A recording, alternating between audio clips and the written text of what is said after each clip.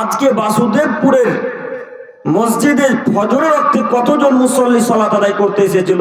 হয়তো মুখ দিয়ে আসবে 5 জন, খুব জোর তো হলে 10 জন, তাই না? তো এতগুলা মানুষ বাসুদেবপুরে বসবাস করে, এরা সালাত আদায় করে, তাহলে কি এরা হিন্দু খ্রিস্টান হিসেবে বসবাস করে? সালাত আদায় করে না কেন? সালাত কাদের লাগে না বলেন তো দেখি?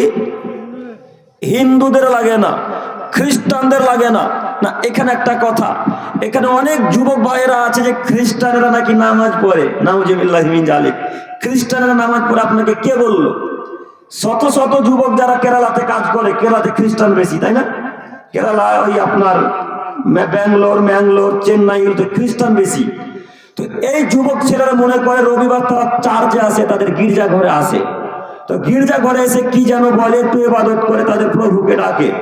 তো এরা মনে করে ওরা রবিবার সালাত আদায় করে, আমরা শুক্রবারে নামাজ আদায় করি, তাহলে তাদের আর আমাদের মাঝে পার্থক্য কি?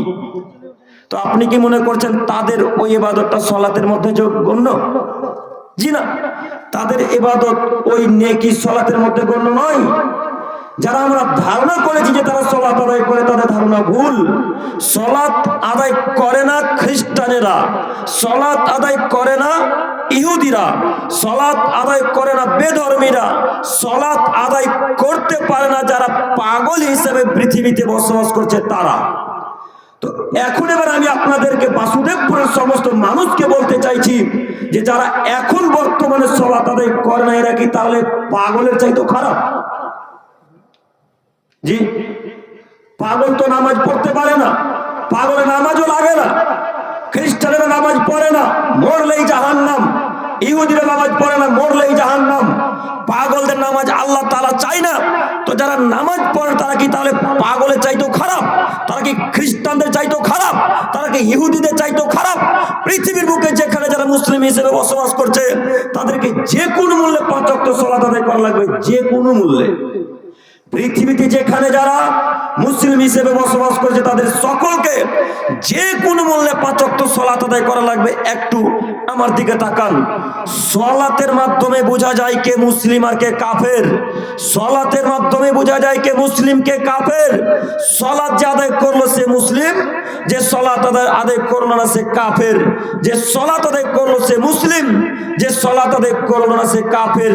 আপনাকে আমি বোঝাতে চাইছি, পৃথিবীতে যতদিন বেঁচে থাকবেন ততদিন যে কোনো মূল্যে আপনাকে 5 ওয়াক্ত সালাত আদায় করা লাগবে, যে কোনো মূল্যে। আব্দুল করিম ভাই, আমাদের বাসুদেবপুরের মাঠে ভুট্টা চাষ করতে গেছি, এমত অবস্থায় আজান হয়েছে। এখন কি করব? ওই অবস্থাতেই সালাত আদায় করা লাগবে। ওযু করে সালাত আদায় করতে হয়, পানি নেই মাঠে, তাই এমন করে সালাত আদায় করবেন। মাঠে অনেক মাটি আছে, মাটি এমন মাটি নেই যে তাই এমন করবেন। মনে করেন এমন জায়গায় বসবাস করছেন, পাথর আর পাথর, পাথর আর পাথর, কোনো মাটি নেই, কোনো ব্যবস্থা নেই ওযু করার, তায়াম্মুম করার। এখন বিনা ওযুতে বিনা তায়াম্মুমে সালাত আদায় করতে হবে। যে কোনো মূল্যে সারা পৃথিবীর দিনী ভাই বোনদেরকে 5 ওয়াক্ত সালাত আদায় করতে হবে, যে কোনো মূল্যে।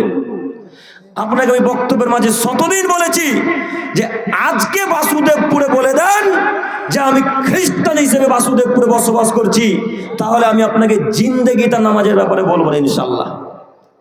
আজকে বলে দেন যে আমি বাসুদেবপুরে ইহুদি হিসেবে বসবাস করছি, তাহলে জিন্দেগিতে আপনাকে সালাতের ব্যাপারে বলবো না।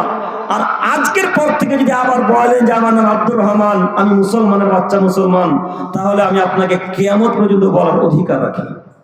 কথা বুঝেননি? আজকে বলে দেন আমার নাম কৃষ্ণ, একদিনও বলবো না। আজকে বলে দেন আমার নাম জন আব্রাহাম, আর বলবো যে আব্রাহাম সালাত আদায় করতে চাও।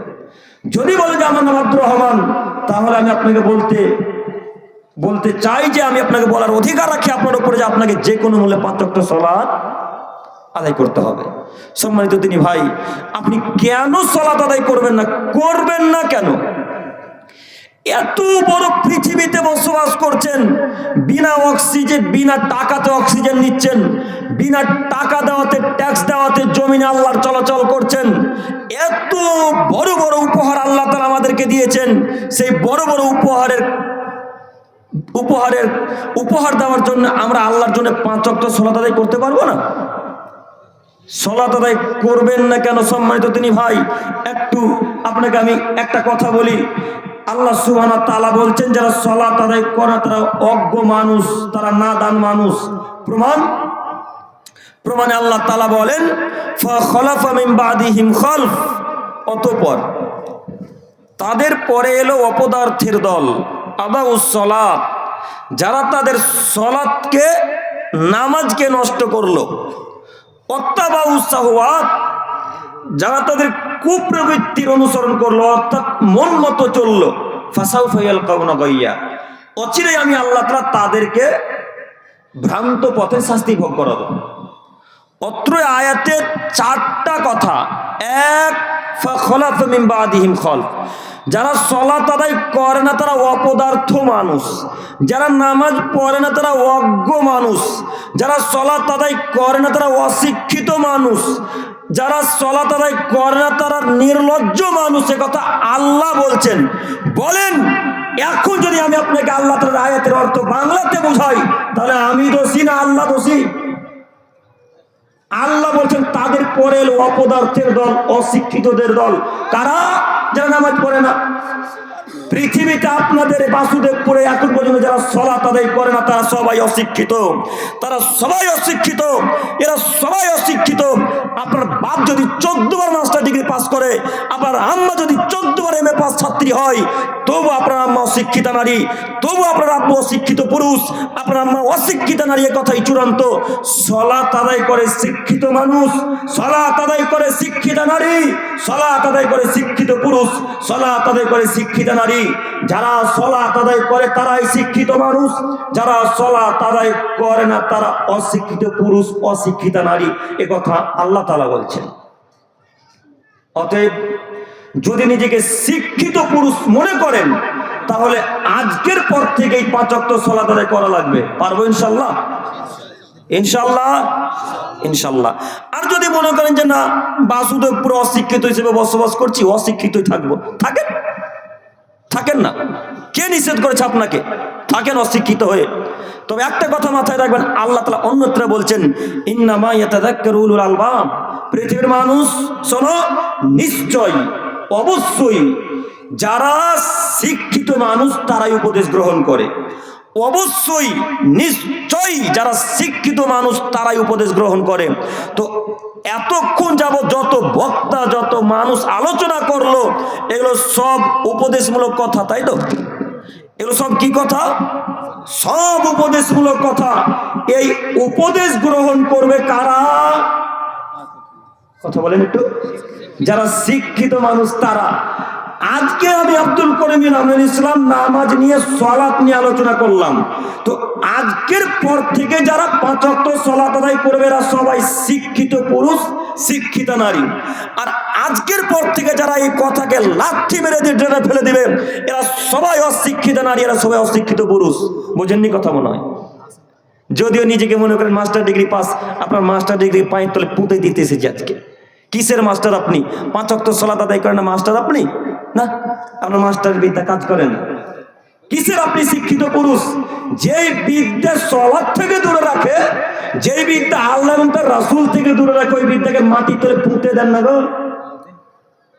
ওই বিদ্যাকে মাটির তলে পুঁতে দেন, অনেক লাভ আছে। নইলে আবার ভুলকি মাদ্রাসাতে আদনা বাই ভর্তি হবে না। মা আদনা বা বোঝেন কি? রওজাতে ভর্তি, রওজাতে সর্বনিম্ন ক্লাস। রওজাতে ভর্তি হয়ে আলেম ওলামা ইকরামদের কাছ থেকে আগে সালাতের বিদ্যা নেবেন, তারপরে শিক্ষকতা করতে যাবেন মসজিদে, স্কুলে। কিসের আপনি মাস্টার মশাই? মাস্টার মশাই সালাত আদায় করে না মানে কি দিয়ে আপনাকে বোঝাবো? শিক্ষিত মানুষ তারাই যারা সঙ্গে সঙ্গে উপদেশ গ্রহণ করে নাই, তারাই শিক্ষিত মানুষ। অতএব আজকের আলোচনার পর যত মানুষ শিক্ষা গ্রহণ করবে যে না আজকের পর থেকে আমি 5 ওয়াক্ত সালাত আদায় করবো, জিন্দেগি তার কামাই করবো না, ত্যাগ করবো না, তারা সবাই কি মানুষ? শিক্ষিত মানুষ। কথা বুঝতে পারছেন কি? এরা সবাই শিক্ষিত পুরুষ, শিক্ষিত নারী। আর যদি মনে করেন যে না আব্দুল করিমের বলার ভাগ্য কর্তব্য বলছে, আমরা শোনার কর্তব্য শুনবো, শেষ বেলায় লুঙ্গি ঝেড়ে বাড়ি চলে যাও, তো থাকেন। কিয়ামতের মাঠে যখন আল্লাহ জিজ্ঞাসা করে তখন প্রশ্ন উত্তর দিবেন। সম্মানিত তিনি ভাই, আমি আপনাকে বলতে চাইছি, তৃতীয় বাক্যে আল্লাহ তাআলা বলছেন যে মন মতো চলবে যারা তাকে আমি জাহান্নামে দিব। ইচ্ছে মতো চলবে যারা তাকে আমি জাহান্নামে দিব। তো ইচ্ছা মতো চলে কে? যে নামাজ পড়ে না। ইচ্ছা মতো চলে কে? যে বিড়ি গুটখা সিগারেট খায়।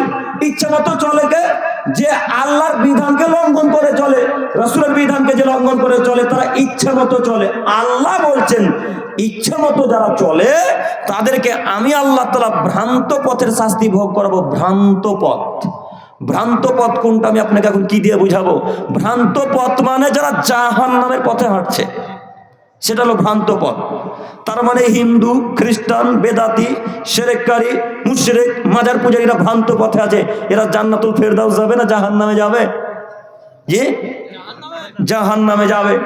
তো যত মানুষ আহলে হাদিস হিসেবে বসবাস করেছেন, অন্তরের মন মতো যারা চলছে, এরা সবাই এখন যাবে কোথায়? জাহান্নামে। একটু আপনাকে বলছি, আপনার অন্তর বলছে যে মাগরিবের নামাজটা একটু পরেই পড়বো, চ না একটু ঘুরে আসি ভুলকি বাজার থেকে। ভুলকিতে বাজার আছে, দোমোহনাতে বাজার আছে, চ একটু দোমোহনা বাজার থেকে ঘুরে আসি। অন্তর বলছে। এদিকে কিন্তু আসরের আজান দিয়ে দিয়েছে। আমার দিকে লক্ষ্য করেন, কথা বুঝতে পারছেন তো? আসরের আজান হয়েছে আর আপনার একটা 3 নম্বর শ্রেণীর বন্ধু এসে বলছে পান চিবাতে চিবাতে যে আব্দুর রহমান চ একটু ওই দোমোহনা বাজার থেকে ঘুরে আসি, একটু নামাজটা পরেই পড়ে নেব। তখন অন্তর বলছে যে তাই তো, ঘুরতে গেলে একটু ভালো লাগে, ঘুরে আসি। অন্তর বললো যে চ ঘুরে আসি, তাই অন্তরের কথা মোতাবেক চলে গেলেন। এখন এই লোকটার ফলাফল কি? কথা বলেন, জাহান্নামের কথা আল্লাহ বলছেন। একটা কথা মাথায় রাখবেন, আমি আব্দুল করিম বিন আমিনুল ইসলাম যতক্ষণ স্টেজে চেয়ারে থাকবো ইনশাল্লাহ একটা বাক্য কোরআন এবং হাদিসের বাইরে বলবো না ইনশাল্লাহ। শুধু একটু কথার সাথে কথা মিলিয়ে দেখবেন যে কখনো কোরআন হাদিসের বাইরে কথা বলছে। সম্মানিত দিনী ভাই, আপনাকে অনুরোধ করে বলছি, অন্তরকে ঠেকান, জান্নাত হবে ইনশাল্লাহ। আমরা 1999টা মানুষ অন্তরকে ঠেকাতে পারি না। 1999টা মানুষ অন্তরকে ঠেকাতে পারি না। ওই যে ফজরের আজান দিয়েছে, আজান কিন্তু কানে ঠিকই এসেছে, আজান কিন্তু কানে ঠিকই এসেছে। আজান কানে আসার পরে অন্তর বলছে আর 5 মিনিট ঘুমাই, তখন উঠবো। 5 মিনিট করতে করতে করতে সকাল 6টা বেজে গেছে। তো যে লোকটা এই বাক্য বলে শুয়ে গেল, ঘুমিয়ে গেল, উঠলো না, এ অন্তরের কথা মোতাবেক চললো না আল্লাহর কথা মোতাবেক চললো? অন্তরের কথা মোতাবেক চললো। তাহলে এই লোকটা এখন কি জান্নাতুল ফেরদাউসে যাবে? আল্লাহকে জাহান্নামে দিবে। তিনি ভাই ও বোনদেরকে আমি অনুরোধ করে বলতে চাইছি, যে কোনো মূল্যে অন্তরকে বাধা দেন, জান্নাত হবে ইনশাআল্লাহ। অন্য মহানবী সাল্লাল্লাহু আলাইহি ওয়াসাল্লাম অন্যত্রে বলছেন 4টি জিনিসকে নিয়ন্ত্রণ করে চলো, আল্লাহ জান্নাত দিবে। তার একটি হচ্ছে অন্তরকে ঠেকাও, কুবাসনাকে ঠেকাও, আল্লাহ জান্নাত দিবে। এই জায়গাতে আবারও আসবো, তার আগে জরুরি কথা। মহান আল্লাহ তাআলা বলছেন, পৃথিবীর মানুষ তোমরা শোনো, অধিকাংশ মুসল্লি সালাত আদায় করেও জাহান্নামে যাবে। অধিকাংশ মুসল্লি সালাত আদায় করেও জাহান্নামে যাবে। আব্দুল করিম ভাই, কিভাবে অধিকাংশ মুসল্লি সালাত আদায় করে জাহান্নামে যাবে একটু বুঝিয়ে বলেন। জি, আল্লাহ তাআলা বলছেন যে আয়াত আপনাদের সকলেরই প্রায় মুখস্থ। সূরা মাউন কার কার মুখস্থ আছে হাত তোলেন তো দেখি। সকলেরই প্রায় মুখস্থ আছে। প্রথম অংশ কি বলেন তো? আরাইতাল্লাযী ইউকাযযিবু বিদ্দিন। এই সূরাতে আল্লাহ তাআলা বলছেন ফাওয়াইলুল লিল মুসাল্লিন, ধ্বংস সুনিশ্চিত, ধ্বংস অবধারিত, ধ্বংস হবেই হবে ওই সমস্ত সালাত আদায়কারী, ওই সমস্ত নামাজি, আল্লাযীনা হুম আন সালাতিহিম সাহুন, যারা ইচ্ছা মতো সালাত আদায় করে তারা। কথা বুঝেননি মনে হয়? ধ্বংস সুনিশ্চিত, ধ্বংস অবধারিত, ধ্বংস হবেই হবে ওই সমস্ত নামাজি যারা ইচ্ছা মতো সালাত আদায় করে, যারা মন মতো নামাজ আদায় করে, যারা খুশি মতো সালাত আদায় করে, তারা ধ্বংস হবে। সম্মানিত দিনী ভাই ও বোন, বলছিলাম যারা জোহরের সালাত আসরে আদায় করে, আসরের সালাত মাগরিবে আদায় করে, মাগরিবের সালাত এশাতে আদায় করে, ফজরের কথা বাদ দিলাম আর বললাম না। বলবো? ফজরের কথা কি বলবো? ফজর তো জোহরের সময় আদায় হয়, হয় না? ওটা যুবকদের জন্য, আমাদের জন্য ফ্রি। এটা আল্লাহ তাআলা ওয়াক্ত ফ্রি করেছে আমাদের, যে ফজরের ওয়াক্তটা যারা উঠতে পারবে না জোহরের সময় আদায় করে নি, তাই তো? তাহলে প্রতিদিন কেন কামাই হবে ফজর? প্রতিদিন কেন কামাই হবে? যদি কোনোদিন কোনো কারণবশত ফজর মিস হয়ে যায় তো যখন ঘুম ভাঙবে তখনই ফজরের সালাত আদায় করা লাগবে। কথা বোঝা গেছে কি? যখন ঘুম ভাঙবে তখন ফজর। 8টার সময় ঘুম ভেঙেছে 8টার সময় ফজর, 6টার সময় ঘুম ভেঙেছে 6টায় ফজর, 7টায় ঘুম ভেঙেছে 7টাতেই ফজর। আর সূর্যের দিকে অপেক্ষা করা চলবে না, সূর্য উঠলো না ডুবলো এই অপেক্ষা করা চলবে না। বোঝা গেছে কি? অনেক দিনই ভাইয়েরা আছে যারা শুধু জিজ্ঞাসা করে যে ঘুম থেকে উঠতে দেরি হয়ে গেছে, এই ফজরের সালাত এখন জোহরে আদায় করবো না আসরে আদায় করবো? তাদের উদ্দেশ্যে বলছি, যদিও তো আপনাদের সকলকে ফোনে বলেছি, আবারও বলছি যে যখন ঘুম ভাঙবে তখন ফজর। মনে থাকবে ইনশাল্লাহ? ইনশাল্লাহ। তো আল্লাহ বলছেন যারা ইচ্ছা মতো সালাত আদায় করে নামাজ পড়ে তারা ধ্বংস হবে, মন মতো যারা নামাজ পড়ে তারা ধ্বংস হবে। এখন মন মতো কি আপনাকে বোঝাতে পারলাম? মানে আপনি ইচ্ছা করে জোহরটাকে আসরের সাথে আদায় করলেন, অথচ দাঁড়িয়ে আছেন বন্ধুর সাথে গল্প করছেন। কথা বোঝা যাচ্ছে কি? এই সমস্ত সালাত আদায়কারী ধ্বংস সুনিশ্চিত, ধ্বংস হবেই। আরো একটা জরুরি কথা মুরব্বী সাহেব এবার আপনাকে বলি যে ইচ্ছে মতো সালাত মানে সালাতে দাঁড়িয়ে ঘড়িতে কটা বাজছে সেটা দেখা। অনেক মুরব্বী সাহেব আছেন যারা বললে হয়তো রাগ করবেন, তো রাগ করলে তো আমার কিছু এখন করার নেই। আপনাদেরকেই তো আমি লক্ষ্য করে দেখেছি যে সালাতে দাঁড়ালে ঘড়িতে কেউ কটা বাজছে, পাশে ব্যক্তি কি করছে, ডান দিকে বাম দিকে কি করছে এটা দেখে। কথা ভুল হচ্ছে কি? যারা আপনারা সালাত আদায় করে লক্ষ্য করে দেখবেন, যখন সুন্নাত পড়া হয়ে যায় বসে থাকবেন তখন চোখ যে কোন দিকে ঘুরে গোটা পৃথিবীতে ঘুরে বোঝা যায় না। এখন যখন সালাত আদায় করবো চোখ কোথায় থাকবে? সিজদার জায়গাতে চক্ষু থাকবে, তাই না? তো চোখ যে এখন গোটা দুনিয়া দেখছে, চোখ যে এখন গোটা দুনিয়া দেখছে। রুকুতে গেছে তো ইমাম সাহেব কখন পা চুলকেছে সেটাও বলতে পারছে, বুঝতে পারেননি? অথচ জামাতে সালাত আদায় হচ্ছে, জামাতে সালাত শেষ হয়ে বলছে ইমাম সাহেব আপনি রুকুতে গিয়ে এই জায়গাটা চুলকাচ্ছিলেন কেন? তার মানে নিজ চোখ কোথায় ছিল এখন? ইমামের দিকে। অথচ চোখ থাকা উচিত ছিল কোথায়? সিজদার জায়গাতে। এই তো আমরা মুসল্লি, বেশিরভাগ এগুলো ঘটে আমাদের যারা বৃদ্ধ বয়সের পিতা তাদের দ্বারাতে এগুলো ঘটে। সেই সমস্ত বৃদ্ধদেরকে বলছি, আমার আব্বু সমতুল্য নানা সমতুল্য মানুষদেরকে বলছি, আপনারা সালাত একমাত্র কার উদ্দেশ্যে আদায় করবেন? আল্লাহ তাআলার উদ্দেশ্যে। একভাবে সিজদার দিকে তাকিয়ে থাকবেন, এক নিষ্ঠতার সাথে সালাত আদায় করবেন।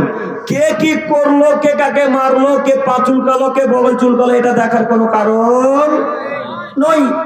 আপনি সিজদার জায়গাতে তাকিয়ে আল্লাহর সাথে কথা বলবেন, আল্লাহকে দেখতে পাবেন ইনশাআল্লাহ। ইনশাআল্লাহ। আল্লাহ তুমি আমাদেরকে বুঝার তৌফিক দান করো, সকলে বলি আমিন। সম্মানিত মুরব্বী সাহেব, সম্মানিত দিনী ভাই, একটু আমার দিকে লক্ষ্য করেন। মহান আল্লাহ তাআলা বলেন, ইয়া আইয়ুহাল্লাযীনা আমানু, হে সারা পৃথিবীর ইমানদার মানব সম্প্রদায়, লা তুলহিকুম আমওয়ালুকুম ওয়ালা আওলাদুকুম আন যিকরিল্লাহ। হে পৃথিবীর মানুষ, তোমরা যারা সন্তান সন্ততি পেয়ে, ধন দৌলত পেয়ে, টাকা পয়সা পেয়ে আমার জিকির থেকে দূরে সরে গেছো, ওয়ানিস সালাত, সালাত থেকে দূরে সরে গেছো, ফাউলাইকা হুমুল খাসিরুন, তোমরা সবাই ক্ষতিগ্রস্ত মানুষ, তোমরা সবাই ক্ষতিগ্রস্তদের মধ্যে অন্তর্ভুক্ত। একটু আমার দিকে তাকান। অত্র আয়াতে আল্লাহ তাআলা বলছেন, পৃথিবীর মানুষ যদি ধন দৌলতের পিছনে ছুটতে ছুটতে, টাকা পয়সার পিছনে ছুটে ছুটে, ছেলে মেয়ের পিছনে ছুটে ছুটে সালাতকে নষ্ট করে দেয়, আল্লাহর জিকির আজকার থেকে দূরে সরে যায়, সালাত থেকে দূরে সরে যায়, তাহলে ওই লোকটা ক্ষতিগ্রস্তদের অন্তর্ভুক্ত, ওই লোকটা জাহান্নামে যাবে। সম্মানিত দিনী ভাই, সম্মানিত মুরব্বী সাহেব, সন্তানের পিছনে ছুটে সালাতকে নষ্ট করা যাবে না, ছেলে মেয়ের পিছনে ছুটে সময়কে নষ্ট করা যাবে না, স্ত্রীর মন জয় করতে গিয়ে সালাতকে নষ্ট করা যাবে না। হাজারো মানুষ আছে যারা ছেলে মেয়েকে মানুষ করতে করতে করতে নিজের নামাজ জিকির আজগারকে সব দূরে ছুড়ে ফেলে দিয়েছে। যারা ছেলে মেয়েকে বড় করার জন্য সালাতের ধার ধারে না, ওরা বলে যে আমাদের ছেলে মেয়েকে মানুষের মতো মানুষ করতে হবে, তাহলে আমরা লাভবান হব। জি না, লাভবান তো আপনি তখনই যখন 5 ওয়াক্ত সালাত সঠিক মতো আদায় করতে পারবেন, তখনই একজন মানুষ লাভবান হতে পারে, তার আগে লাভবান হতে পারে না। আপনাকে আমি অনুরোধ করে বলতে চাইছি, ছেলে মেয়ের পিছনে ছুটে সময় নষ্ট করবেন না, ছেলে মেয়ের পিছনে ছুটে সময় নষ্ট করবেন না। আব্দুল করিম ভাই, তাহলে কি আপনি বলতে চাইছেন ছেলে মেয়ের জন্য ইনকাম করব না, ছেলে মেয়েকে ভালোভাবে মানুষ করব না? জি না, আমি এটা বলতে চাইছি না।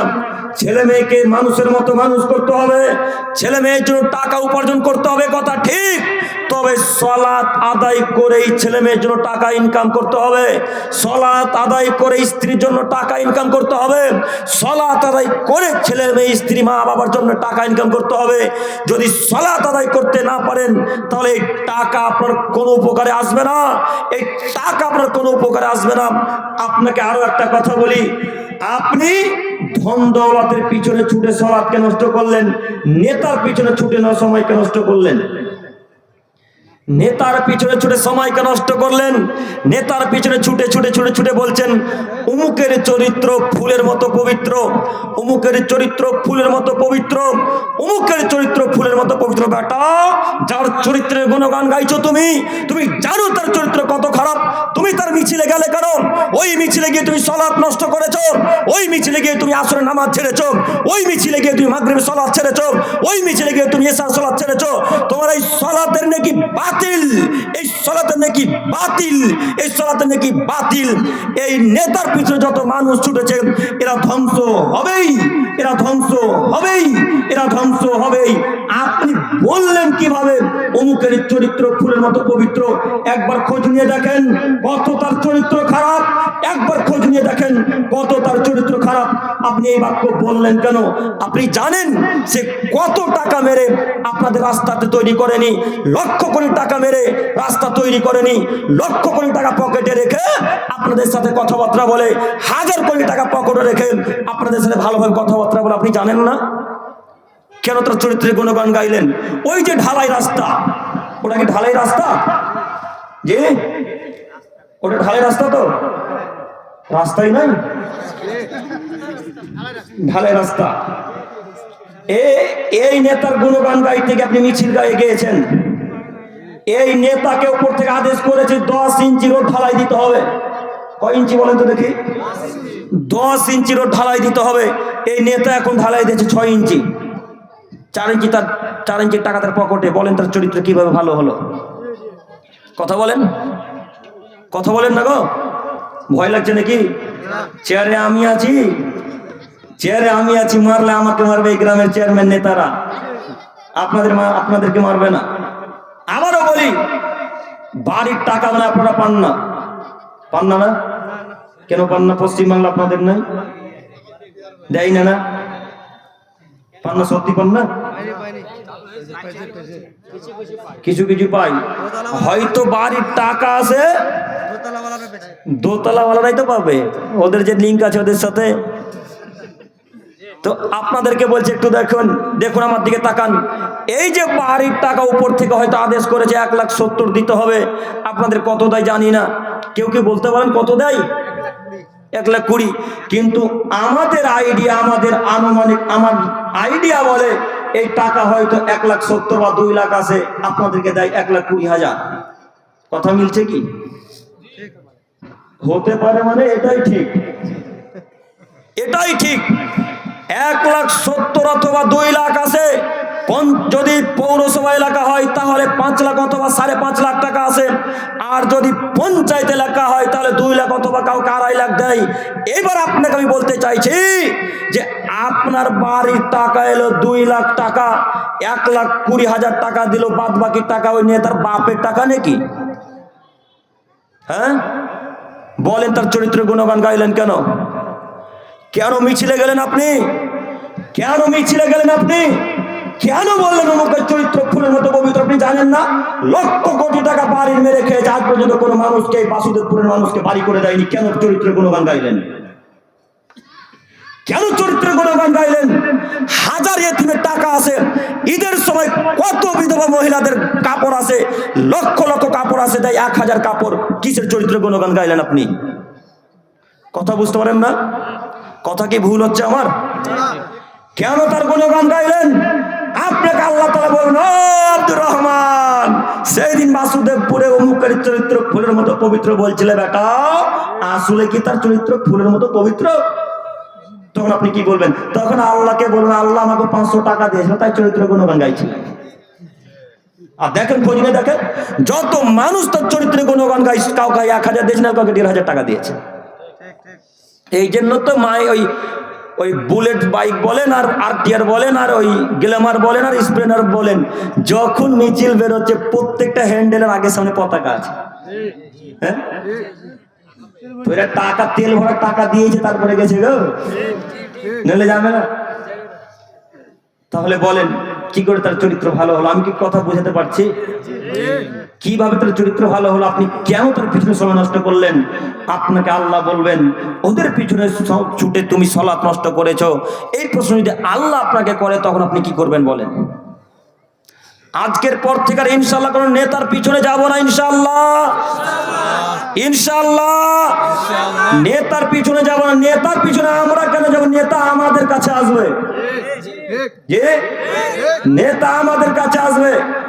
আরো একটা কথা বলি, নেতার কথা যখন এলো, এবার আপনাকে বলি, শুধু মসজিদের ইমাম সাহেবকে ধমক দিয়ে কথা বলতে পারেন বেটা আপনারা, কিন্তু ওই নেতাকে ধমক দিতে পারেন না কেন? ইমাম সাহেব মানে কি বলেন তো দেখি? নেতা মানুষ। এই নেতাকে ধমক দিয়ে কথা বলতে পারেন, ওই নেতাকে ধমক দিতে পারেন না কেন? ও কিসের জন্য ধমক দিচ্ছেন একে? একে আপনারা নিজে টাকা দিচ্ছেন তাই? ও কেউ যে সরকার টাকা দেয়, যে তো এই মসজিদের ইমাম সাহেবকে ধমক দিয়ে কথা বললেন কেন? আপনাকে বাপের চাকর নাকি তাকে ধমক দিয়ে কথা বলবেন? চাকর যদি হয় তাকে ধমক দিয়ে কথা বলতে পারবেন না। কথা আল্লাহ বলছেন, আল্লাহ কোরআন মাজিদের মধ্যে আল্লাহ তাআলা বলছেন, তোমরা তোমাদের চাকর চাকরের সাথে ভালো আচরণ করো। চাকর চাকরের সাথে যদি ভালো আচরণ করা লাগে, তাহলে ইমাম সাহেবের সাথে ভালো আচরণ করা লাগবে না? কেন জোর করে ধমক দিয়ে বললেন ইমাম সাহেব ওই বদনাটা পড়ে আছে কেন, তুলেননি কেন? মসজিদের বদনা পড়ে থাকে তখন চেঁচামেচি করে ওই সভাপতি কেসে জোর গলায় বলে না, ইমাম সাহেব ওই বদনাটা পড়ে আছে না, তুলেননি কেন? ও কেন তুলবে? ইমাম সাহেব পায়খানা পরিষ্কার করবে গো? জি, ইমাম সাহেব কেন পায়খানা পরিষ্কার করবে? কেন আপনাদের গ্রামের সব লোক কি কবরে ঢুকেছে নাকি? ইমাম সাহেব পায়খানা পরিষ্কার করবে মানে? ইমাম মানে নেতা মানুষ। ওই কেউ ওকে যেমন সম্মান দিচ্ছেন, তার থেকে লক্ষ কোটি গুণ বেশি সম্মান অধিকার আছে ইমাম সাহেবেরা। কথা বুঝেননি? ওই একটা চেয়ারম্যান যদি সম্মানের অধিকারী হয়, তার থেকে লক্ষ কোটি গুণ বেশি সম্মান হতে হবে গ্রামের ইমাম সাহেবদের। এটা হলো ইমাম মানুষ, এরা হলো নেতা মানুষ। একে আপনি পায়খানা পরিষ্কার করতে বলেন, লজ্জা লাগে না? হায়া হয় না? বাপ বেটা পায়খানা পরিষ্কার করিও তোমরা, কিন্তু ইমাম সাহেব পায়খানা পরিষ্কার করবে না। বাপ বেটা মেলে অজুখানা পরিষ্কার করিও, ইমাম সাহেব অজুখানা পরিষ্কার করবে না। বাপ বেটা মেলে মসজিদ ঝাড়ু দিবা, ইমাম সাহেব মসজিদ ঝাড়ু দেবেন। আব্দুল করিম সাহেব, ইমাম সাহেবের নাকি প্রয়োজন নাই? জি আছে। যদি মনে করে যে আমি মসজিদ ঝাড়ু দিব তো দেবে, যদি না মনে করে তো দেবে না, তবু তাকে জোর গলায় কথা বলতে পাবেন না। এটা ওই ইমাম সাহেব, এর সঙ্গে এরকম আচরণ করেন, ওর সঙ্গে করতে পারেন না কেন? এর যে ক্ষমতা নাই, ওর যে ক্ষমতা আছে। ওকে জোর গলায় বললে এখন আপনাকে জেলে ভরে দেবে, তখন বলবেন আমরা ইহকালও গেল পরকালও গেল, তাই তো? এই জন্য বলেন না। তবে মনে রাখিয়েন, অত্যাচারের হিসাব কিয়ামতের মাঠে সর্বপ্রথম হবে না সবার শেষে হবে? যে সবার শেষে হবে। অত্যাচারের হিসাব সবার শেষে হবে। অত্যাচারের হিসাব সবার শেষে হবে।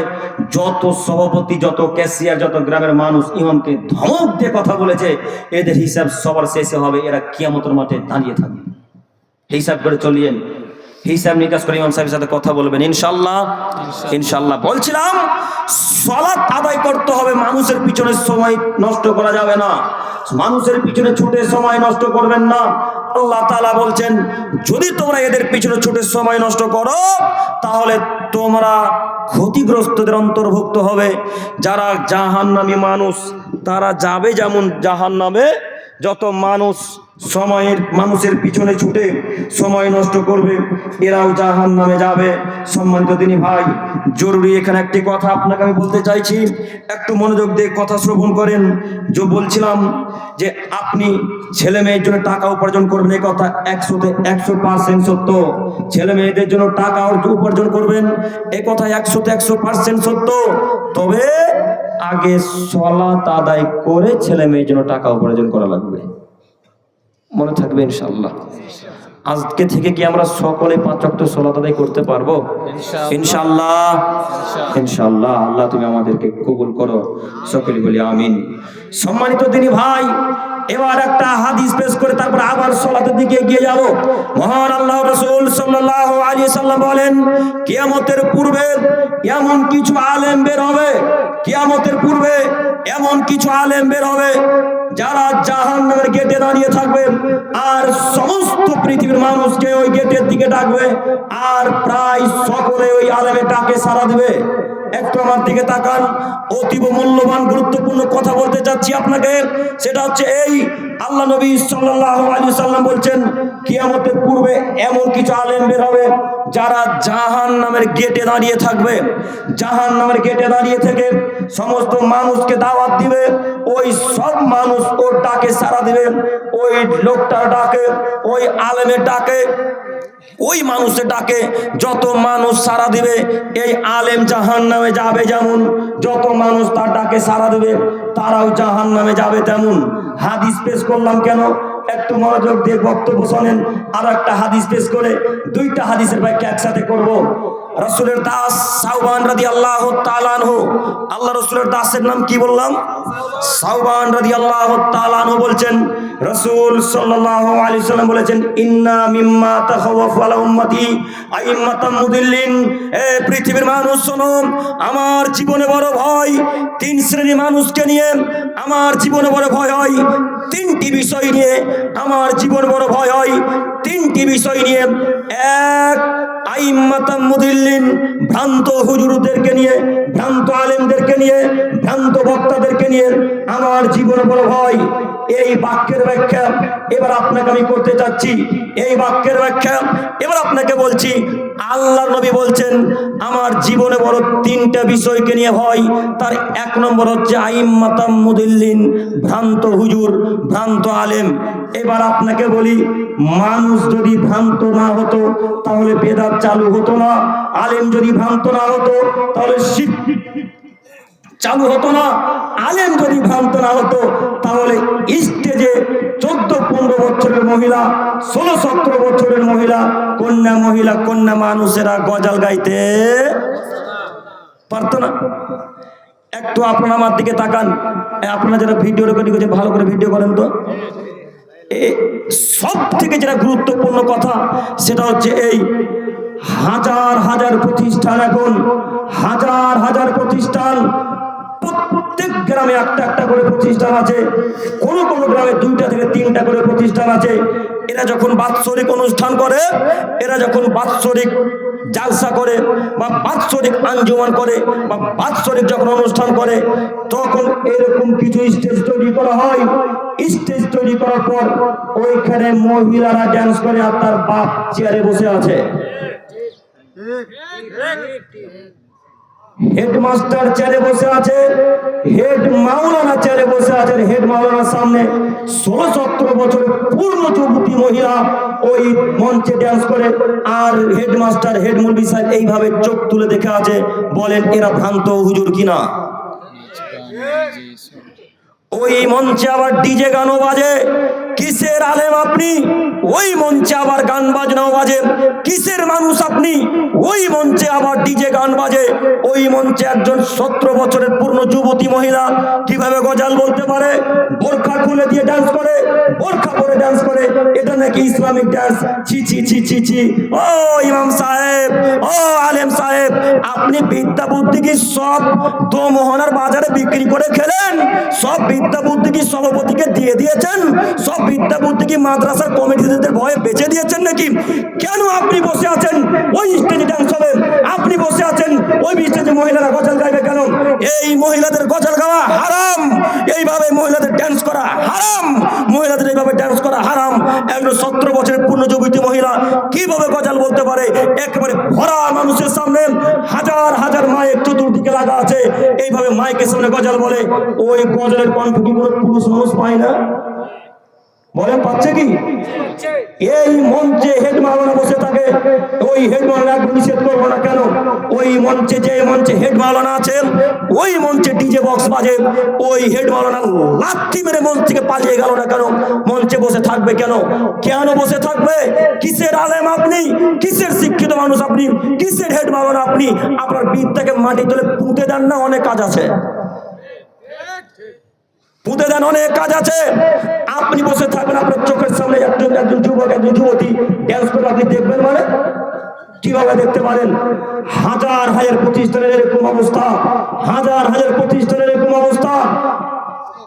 বড় বড় দাড়িওয়ালা মানুষ বসে আছে, সভাপতি, ক্যাশিয়ার, এরা সবাই বসে আছে, আর মধ্যেখানে একজন ছেলে আর একজন মেয়ে ড্যান্স করছে, অথচ সেটা ইসলামিক প্রতিষ্ঠান। ঠিক, সেটা আবার ইসলামিক প্রতিষ্ঠান। কটা ইসলামিক প্রতিষ্ঠানের নাম নেবেন আপনি? কটা ইসলামিক প্রতিষ্ঠানের নাম নেবেন আপনি? যেই সমস্ত প্রতিষ্ঠানে হুজুর বসে থাকে আর ড্যান্স চলে, হুজুর বসে থাকে আর গজল চলে মহিলাদের কণ্ঠে। সম্মানিত দিনী ভাই, আপনাকে বলছি, ওই সমস্ত প্রতিষ্ঠানে আপনি যাবেন না যেই সমস্ত প্রতিষ্ঠানে এইভাবে গান বাজনা হয়। ওই সমস্ত প্রতিষ্ঠানে আপনি যাবেন না যেই সমস্ত প্রতিষ্ঠানে এইভাবে ডিজে গান চলে, আর ওই জায়গাতে আলেম মানুষ বসে আছে। আপনাকে আমি বলছি, এই আলেমটা বসে আছে কেন জানেন? এই লোকটা যদি এখন উঠে যায়, তাহলে কমিটিরা ওকে তার বাতিল করে দেবে, ওর চাকরি আর রাখবে না। আমি কি কপাল বিক্রি করে ভুলকি মাদ্রাসায় চাকরি করতে এসেছি নাকি যে গান বাজনা চলবে আমি আব্দুল করিম বসে থাকবো? আমি কি মাথা বিক্রি করে মাদ্রাসায় চাকরি করতে এসেছি নাকি যে মাদ্রাসায় গান চলবে, অনুষ্ঠানে আমি গান বাজনা দেখবো? পৃথিবী সৃষ্টির 50,000 বছর পূর্বে আল্লাহ তাআলা ভাগ্য লিখেছেন। পৃথিবী সৃষ্টির 50,000 বছর পূর্বে আল্লাহ তাআলা ভাগ্য লিখেছেন। মুহাম্মদ সাল্লাল্লাহু আলাইহি ওয়াসাল্লাম বলছেন, কাতাবাল্লাহু মাকাদিরাল খালাইক ক্বাবলা ইয়াখলুকাস সামাওয়াতি মিন 50 আলফা সানা। এই আদমের ছেলে মেয়ে শোনো, পৃথিবী সৃষ্টির 50,000 বছর পূর্বে প্রত্যেকটা মানুষের ভাগ্য লেখা হয়েছে। পৃথিবী সৃষ্টির 50,000 বছর পূর্বে মানুষের ভাগ্য লেখা হয়েছে। আবার যেদিন মায়ের পেটে 43 অর্থাৎ 4 মাসের যেদিন ছিলেন, সেদিন আবার আল্লাহ তাআলা ভাগ্য লিখেছেন। সেই দিন যদি ভাগ্যে লেখা থাকে যে গান বাজনার মুখে লাথি মেরে দিয়ে চলে গেল আমার চাকরি মাদ্রাসায় টিকবে, তো টিকবে, কেউ বাতিল করতে পারবে না। আর যদি সেই দিন ভাগ্যে কেটে দেওয়া হয় যে ওই আলেম সাহেব থাকলেও চাকরি কেটে যাবে, না থাকলেও চাকরি কেটে যাবে, তাহলে কোন পৃথিবীর মানুষ চাকরিকে টিকিয়ে রেখে দিতে পারবে? কেউ পারবে না। কেন লাথি মেরে থুতু নিক্ষেপ করে চলে গেলেন না কেন? থুতু নিক্ষেপ করে লাথ মেরে স্টেজে চলে যেতে হবে, এটা হলো আলেম মানুষ, এটা হলো ঈমানি পরিচয়। কেন আপনি বসে থাকলেন? থাকবেন কেন? ওই হেড মাওলানার বেটিও ড্যান্স করে গো, হ্যাঁ, ওই হেড মাওলানার বেটিও ড্যান্স করে, হেড মাস্টারের বেটিও ড্যান্স করে। এই মাস্টারকে আবার বলছে আপনি ভুলকি মাদ্রাসায় ভর্তি হবেন গো, ভুলকি মাদ্রাসায় রওজাতে ভর্তি করতে হবে, ক্লাস রওজায় নয়তো আদনা বায়ে আদনা আলিফে। এই ভুলকি মাদ্রাসার অনেক শিক্ষক আর ছাত্র আছে, সবাইকে বলছি এদেরকে ভর্তি করিয়েন, আবার ভর্তি করে আবার শিক্ষা দিয়েন যে মঞ্চে এইভাবে ড্যান্স চলে না, মঞ্চে এইভাবে গান বাজনা চলে না। ওই হাদিসটা করে আল্লাহ রাসূলের বলবেন। কোন হাদিসটা? আল্লাহ নবী সাল্লাল্লাহু আলাইহি ওয়াসাল্লাম আব্দুল্লাহ ইবনে ওমর এক পথ দিয়ে রাস্তাতে চলে যাচ্ছিলেন। রাস্তাতে যেতে রাসূলের কানে হঠাৎ গানের শব্দ ভেসে আসলো। যেমনই গানের শব্দ আসা, আল্লাহ নবী 2 হাতের আঙুলকে করে জোরে ভরে দিলেন কানের ভেতরে ভরে দ্রুত রাস্তা থেকে সরে চলে গেলেন। দ্রুত দৌড়ে রাস্তা থেকে দৌড়ে সরে চলে গিয়ে আব্দুল্লাহ ইবনে ওমরকে বলছেন, আব্দুল্লাহ হাল তাসমাউ শাইয়া, তুমি কি গান বাজনার শব্দ শুনতে পাচ্ছ? আব্দুল্লাহ হাল তাসমাউ শাইয়া, তুমি কি গান বাজনার শব্দ শুনতে পাচ্ছ? তখন আব্দুল্লাহ রাদিয়াল্লাহু তাআলা আনহু আরবি ভাষায় বলছেন, লা, জি না আল্লাহ নবী, গান বাজনার শব্দ শুনতে পাচ্ছি না। এই কথা যখন আব্দুল্লাহ রাদিয়াল্লাহু তাআলা আনহু বললেন, তখন আল্লাহ রাসূল ফারাফা ইসবাইহি মিন উজনাইহি, 2 কান থেকে 2 হাতের আঙুলকে বের করে নিলেন। বলেন তো দেখি গান বাজনা হালাল না হারাম? হারাম। তাহলে ওই গান বাজনা ওই স্টেজেই চলে, আর ওই স্টেজেই হেড মৌলবি আর হেড মাস্টার বসে আছে, তাহলে এদেরকে আবার ক্লাস 1-এ ভর্তি হতে হবে না?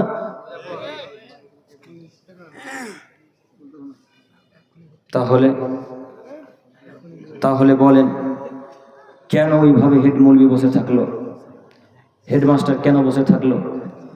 শুধু হেডমাস্টার হেড মৌলবিদের কথা বললাম তো খুব খুশি না? আপনারা থাকেন না? আপনারা থাকেন বলে তো ওই অশিক্ষিত 3 নম্বর শ্রেণীর ছেলেমেয়েরা ড্যান্স করে। চলে যাবেন, কে আপনার সামনে, ওদের সামনে কে দেখবে ওদের ড্যান্স? যখন কেউ দেখবে তখন কেউ ড্যান্স করবে না, আপনাদের কারণে তারা ড্যান্স করে। আপনারা বসে থাকবেন আর থাকবেন ইনশাল্লাহ, আর দেখবো না ইনশাল্লাহ। সম্মানিত দিনী ভাই, আমি সমস্ত প্রতিষ্ঠানে যারা এরকম নোংরা কাজকর্ম করে তাদের উদ্দেশ্যে বলতে চাইছি, আপনারা তো রাগ করবেন আব্দুল করিমের উপরে, রাগ করলেই কে, না করলেই কি? আপনাদেরকে বলছি একটু আমার দিকে লক্ষ্য করে দেখেন, আপনি তো লাইভ দেখবেন পরে, আমি জানি ভালো করেই। আপনাকে বলছি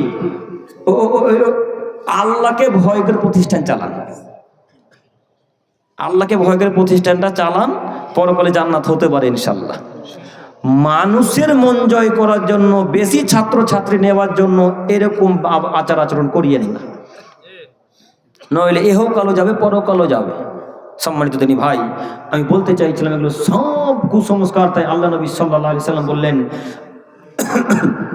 আমার জীবনে 3টা বড় ভয়, এক আইম্মাতা মুদিল্লিন, ভ্রান্ত হুজুর, ভ্রান্ত আলেম, ভ্রান্ত বক্তা সাহেব, ভ্রান্ত ইমাম সাহেব, ভ্রান্ত মাস্টার মশাই, ভ্রান্ত চেয়ারম্যান, ভ্রান্ত ক্যাশিয়ার, ভ্রান্ত সভাপতি, ভ্রান্ত চেয়ারম্যান, এরা যত দায়িত্বশীল আছে এরা সবাই হবে ভ্রান্ত। এটা আল্লাহ রাসূলের ভয়।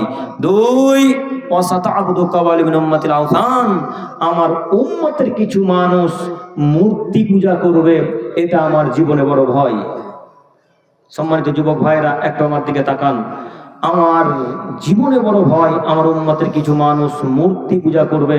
আপনারা হয়তো কথাটা বুঝতে পারলেন না, বুঝতে পারেননি, এটা আমিও জানি। এবার আপনাকে বলি, মূর্তি পূজার অর্থ শুধু এটা নয়, যারা দুর্গা পূজার সামনে মাথা নত করে এটাই কি শুধু মূর্তি পূজা? যারা কালীর সামনে মাথা নত করে এটাই কি শুধু মূর্তি পূজা? যারা গণেশের সামনে মাথা নত করে এটাই কি শুধু মূর্তি পূজা? জি না, এটা মূর্তি পূজা শুধু নয়। মূর্তি পূজা তো সেটাও, ওই যে 20 বছর আগে বিবাহ করেছেন, ওই বিবাহের দিন একটা শখ করে ফটো তুলেছিলেন, ওই ফটোটা আজকে ওই অ্যালবামে সুন্দর করে সাজিয়ে রাখা আছে, এটাই হলো মূর্তি পূজা। কত কত যুবকের ফটো আছে অ্যালবামে এখনো সাজিয়ে রাখা। ওই দার্জিলিং তো কাছে এখান থেকে, নাকি কিছুটা কাছে আমাদের দিক হলেও, ওই দার্জিলিং এর কোন এক পাহাড়ে গিয়ে ফটো তুলেছিলেন, ওই ফটো এখন পর্যন্ত আপনার বাড়ির দেওয়ালে টাঙিয়ে রাখা আছে। এটা কি মূর্তি পূজা নয়? খুব শখ করে মার্বেল টাইলস লাগিয়েছেন, ওই টাইলসে ডলফিন মাছ ছাপা আছে, আছে কি? থাকে কি? ডলফিন মাছ ছাপা আছে, এটা কি মূর্তি পূজা নয়? আপনার ছেলে মেয়ে দেওয়ালে সারি সারি সারি সারি সারি সারি করে প্রজাপতি লাগিয়েছে নতুন ঘরের দেওয়ালে, এটা কি মূর্তি পূজা নয়? এটাই আল্লাহ রাসূলের জীবনে বড় ভয়। আল্লাহ নবী বলছেন, আমার জীবনে ভয় আমার উম্মতের কিছু লোক মূর্তি পূজা করবে, এটাই হলো মূর্তি পূজা। সম্মানিত ভাই, এই টাইলস গুলাকে ভেঙে চূর্ণ বিচূর্ণ করে দিতে হবে, এটাই হলো মুসলিমদের আকীদা, আহলে হাদিসদের আকীদা। আব্দুল করিম ভাই, টাইলস লাগাতে 10,000 টাকা খরচ হয়ে যায়, এখন কি করবো? ভেঙে দেওয়া লাগবে, এই টাইলস থাকবে না। আপনি বলছেন বাথরুমে কি আবার ফেরেশতা ঢুকে? প্রায় লোকের বাথরুমে মার্বেলটাই ওই ডলফিন মাছ নাই গো, আছে। তো এরা বলছে যে ঘরে মূর্তি থাকে সেই ঘরে ফেরেশতা ঢুকে না, তো বাথরুমে তো ফেরেশতা যাবে না, তো উঠিয়ে কি করব? কথা বুঝতে পেরেছেন কি? উঠিয়ে কি করব? তো ফেরেশতা যাবে না, এই কথা ঠিক, তো আপনি ওটাকে সম্মান করলেন। মূর্তি পূজা করে যেই পাপ হয়, এই মাছকে, এই সম্পত্তিকে সম্মান করলে সেই পাপ হয়। তাহলে চূর্ণ বিচূর্ণ করা হবে কি ইনশাআল্লাহ? ইনশাআল্লাহ ভেঙে চূর্ণ বিচূর্ণ করে দিয়ে আবার সাদা টাইলস, মার্বেল, ফুল, অনেক রকমের পাথরের মার্বেল পাওয়া যায়, সেগুলো লাগাবো ইনশাআল্লাহ। ইনশাআল্লাহ। 2, 3 ওয়াসাতাল হাক্কু, পরের অংশে আল্লাহ নবী সাল্লাল্লাহু আলাইহি সাল্লাম বলছেন, আমার উম্মতের মধ্যে 3 নম্বর বিষয়টি যেটা ভয় করে, সেটা হচ্ছে আমার উম্মতের প্রায় লোক মুশরিকদের সাথে মিশে যাবে, মুশরিকদের সাথে মিশে যাবে। একটা আমার দিকে তাকান, সময় শেষের দিকে নাকি? মুশরিকদের সাথে মিশে যাবে, এটা আল্লাহ রাসূলের বড় ভয়। মুশরিকদের সাথে মিশে যাবে, এবার তো জরুরি গুরুত্বপূর্ণ কথাতে এসেছি। মুশরিকদের সাথে মিশে যাবে, তার অর্থ হচ্ছে আল্লাহর নবীর ভয় যে মুশরিকরা যেইভাবে চলাচল করে আমার উম্মত সেইভাবে চলবে, মুশরিকরা যেইভাবে চলাচল করে আমার উম্মতের লোকেরা সেইভাবে চলাচল করবে, এটা আমার উম্মতের উপরে ভয়। একটু আপনাকে বলি, ও মুরব্বী সাহেব, আমি আপনার ছেলের মতো আপনাকে আমি বলতে চাইছি, ওই যে আপনার ছেলেটা সকালবেলা চুল কেটে এসেছে, যার একদিকে চুল আছে আর একদিকে চুলই নাই, এটা কোন নীতি বলেন? মুশরিকদের নীতি না মুহাম্মদ সাল্লাল্লাহু আলাইহি সাল্লামের নীতি? মুশরিকদের নীতি। তাহলে আল্লাহর নবীর ভয় কি এখন বাস্তবে মিলে যাচ্ছে না? বলুন। আল্লাহ নবী বলছেন আমার উম্মতের উপরে বড় ভয় হয়, মুশরিকদের সাথে মিশে যাবে। আপনার ছেলে এইভাবে চুল কাটলো, আপনি কি পুরুষ বাপ? শরীরে কি রক্ত নাই? যা আছে সবই পুঁজ। যদি পুঁজ থাকে তো রায়গঞ্জ হসপিটালে গিয়ে রক্ত ভরার চেষ্টা করিয়েন, পুঁজকে ফেলে দিয়েন। এই ছেলেটা 7 দিন ধরে আপনাদের বাড়িতে এইভাবে একদিকে চুল আছে আর একদিকে চুল নেই, বাড়িতে 7 দিন ধরে থাকতে পারে। এইরকম ছেলে আমাদের বাড়িতে 7 দিন তো বহু দূরের কথা, 7 সেকেন্ড থাকতে পারতে দাঁত ভেঙে দেবো বেটা। এইভাবে চুল কাটো মানে? তোমার বাপ কি ইহুদি? তোমার বাপ কি খ্রিস্টান? তোমার বাপ কি নাসারা? তুমি কেন খ্রিস্টানদের মতো চুল কেটেছো? তুমি কেন হিন্দুদের মতো চুল কেটেছো? তুমি কেন ইহুদিদের মতো চুল কেটেছো? এরকম চুল ইহুদিরা কাটবে, খ্রিস্টানরা কাটবে, বৌদ্ধরা কাটবে, সাঁওতালরা কাটবে বেটা। তুমি মুসলমানের বাচ্চা মুসলমান, তুমি এইভাবে চুল কাটতে পারো না। বললেন না কেন? কই আপনার ছেলের মাথাতে এখনো এইভাবে চুল আছে, যে একদিকে চুল আছে অপর দিকে চুল নাই, যার একদিকে চুল আছে আর একদিকে চুল নাই। বলেন এটা কার নীতি? বলুন এটা কার নীতি? সব ইহুদি খ্রিস্টানদের নীতি। আপনি 24 ঘন্টা প্যান্ট টাকুর নিচে পড়ে থাকেন, বলেন এটা কার নীতি? বলেন, বলেন এটা কার নীতি? এখন ছেলেদেরকে উঠালে হয়তো দেখতে পাওয়া যাবে প্যান্ট টাকুর নিচে আছে, পাওয়া যাবে না? ঢাকিয়েন না, দেখতে পাচ্ছি আমি প্যান্ট এখন টাকুর নিচে আছে। বলেন আপনার স্ত্রী দিন রাত প্যান্টটা খাঁচে, একবার আপনার স্ত্রী বললো না কেন আব্দুর রহমান প্যান্টটা কেটে নিস বেটা? বললো না কেন? যদি না কাটতে পারে তো আপনি হাইসা দিয়ে কেটে দিলেন না কেন? হাইসা বুঝেন কি? হাইসা না বটি বলেন? হাইসা, হাইসা দিয়ে কেটে দিলেন না কেন? মুশরিকদের সাথে মিশে যাবে আমার উম্মতের কিছু লোক, এটা আল্লাহ রাসূলের ভয়। 2, 3 আমার উম্মতের কিছু লোক নেশাদার দ্রব্য খাই পান করবে, এটা আমার ভয়। এখন চেক করলে বাসুদেবপুরের এই মঞ্চের মানুষের পকেটে সিগারেট আর বিড়ি পাওয়া যাবে না ইনশাআল্লাহ। যাবে বলেই তো যাবে না বললাম। এখন চেক করলে পাওয়া যাবে ইনশাআল্লাহ, যাবে ইনশাআল্লাহ। আচ্ছা এবার আপনাকে বলি, এই মদ কি এখন হালাল না হারাম? হারাম। তাহলে আপনার পকেটে এখনো বিড়ি আছে মানে? আপনার পকেটে এখনো সিগারেট আছে মানে? আপনার পকেটে এখনো গুটকা আছে মানে? কেমন মুসলমান আপনি? কিসের মুসলিম আপনি? কিসের আপনার নাম আব্দুর রহমান?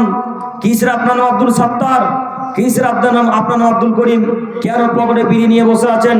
আপনি জানেন না আল্লাহ নবী সাল্লাল্লাহু আলাইহি সাল্লাম আজ থেকে 1450 বছর পূর্বে বলেছেন 3 শ্রেণীর মানুষ জান্নাতে যাবে না। তার 1 শ্রেণীর মানুষ মুদমিনুল খামর, যারা বিড়ি গুল গুটকা গাঁজা হিরোইন বাতিরাঙ্গা জর্দা সিগারেট খৈনি খাই পান করে, এরা জান্নাতে যাবে না। এই কথা আল্লাহ নবী বলেন। আপনাকে আমি কি দিয়ে বুঝাবো? ইহুদি খ্রিস্টানদের নীতিতে যাবেন কেন? ইহুদিরা এই সব জিনিস পান করবে করুক, খ্রিস্টানরা পান করবে করুক, ইহুদিরা পান করবে করুক, মুসলমানের বাচ্চারা অন্তত পান করবে না। কেন আপনার পকেটে আছে? আল্লাহ নবী সাল্লাল্লাহু আলাইহি সাল্লামের ভয় আমার উম্মতের কিছু লোক ইহুদি খ্রিস্টানদের সাথে মুশরিকদের সাথে মিশে যাবে। এখন আপনি খোঁজ নিয়ে দেখেন, যারা প্রকাশ্যে মদ পান করে তারা মুশরিক, যারা প্রকাশ্যে মদ পান করে তারা খ্রিস্টান, যারা প্রকাশ্যে মদ পান করে তারা সাঁওতাল। দেখতে পান না দোমোহনার বাজারে পড়ে থাকে মদ পান করে, ওর মুখে এসে কুকুরে পেচ্ছাপ করে তবুও বুঝতে পারে না ওই মদ পান করে মুসলমানের বাচ্চা। কখন কখন হিন্দুতে পরিণত হলেন বুঝতে পারলাম না, কখন কখন খ্রিস্টানে পরিণত হলেন বুঝতে পারলাম না। আবারও আপনাকে বলি, আল্লাহ নবী সাল্লাল্লাহু আলাইহি সাল্লাম বলেছেন 4 শ্রেণী মানুষ জান্নাতে যাবে না, 4 শ্রেণী মানুষ জান্নাতে যাবে না। তার 1 শ্রেণী মানুষ মুদমিনুল খামর, যারা নেশাদার দ্রব্য খায় পান করে। 2 কাম্মার, যারা লটারিতে অংশগ্রহণ করে। দোমোহনাতে আর বাসুদেবপুরে লটারির ব্যবস্থা চলে না? চলে? ওই দোমোহনাতে নাই?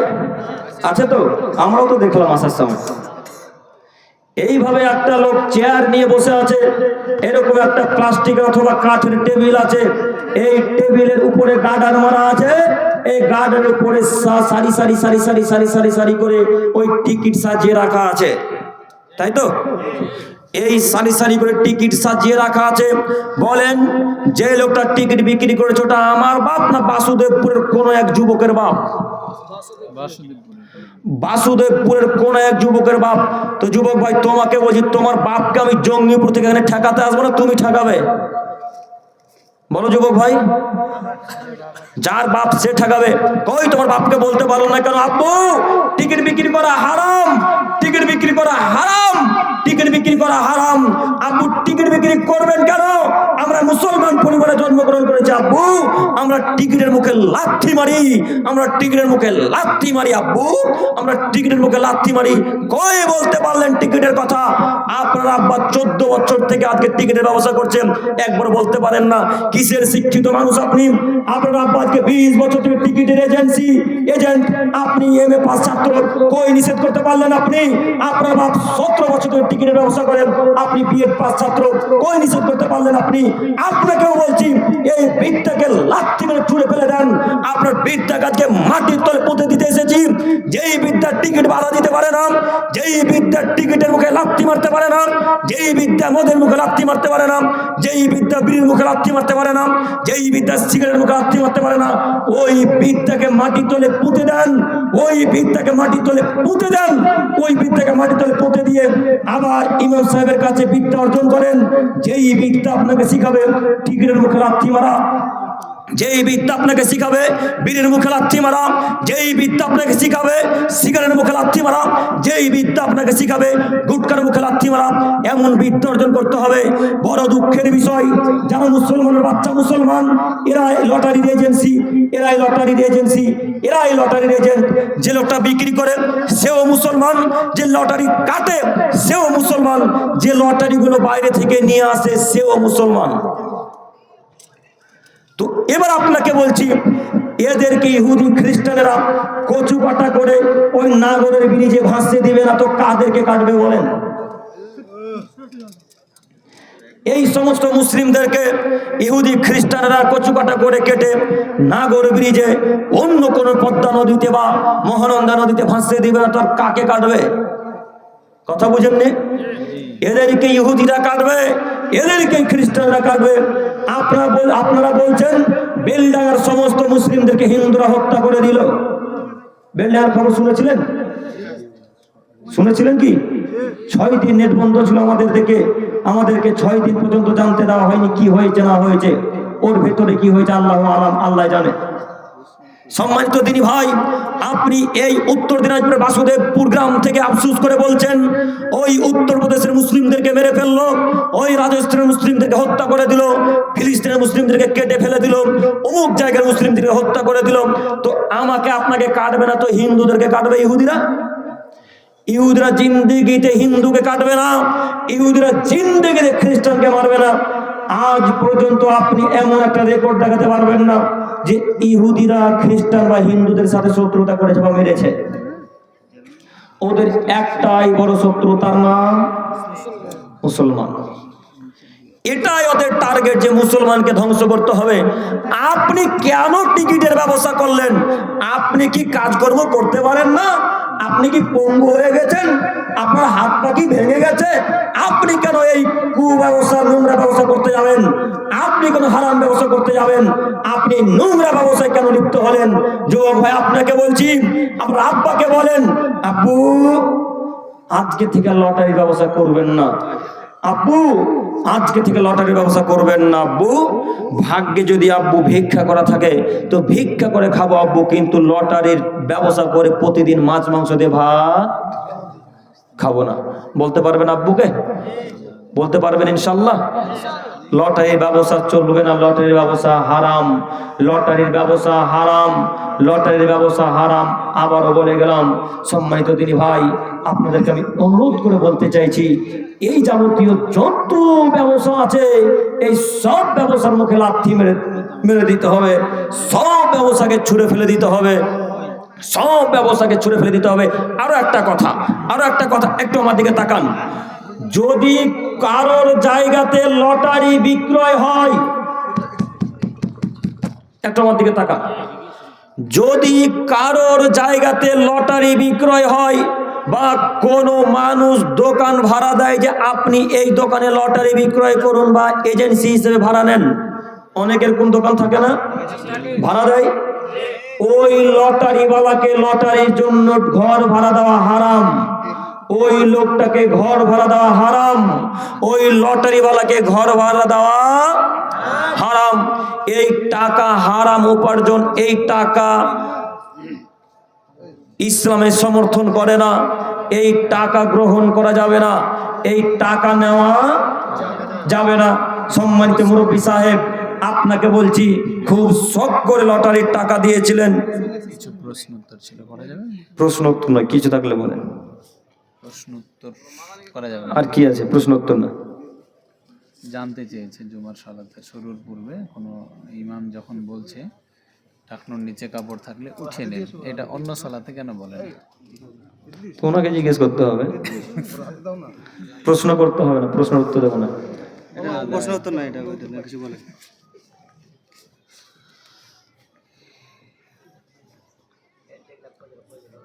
টিভি নিয়ে কিছু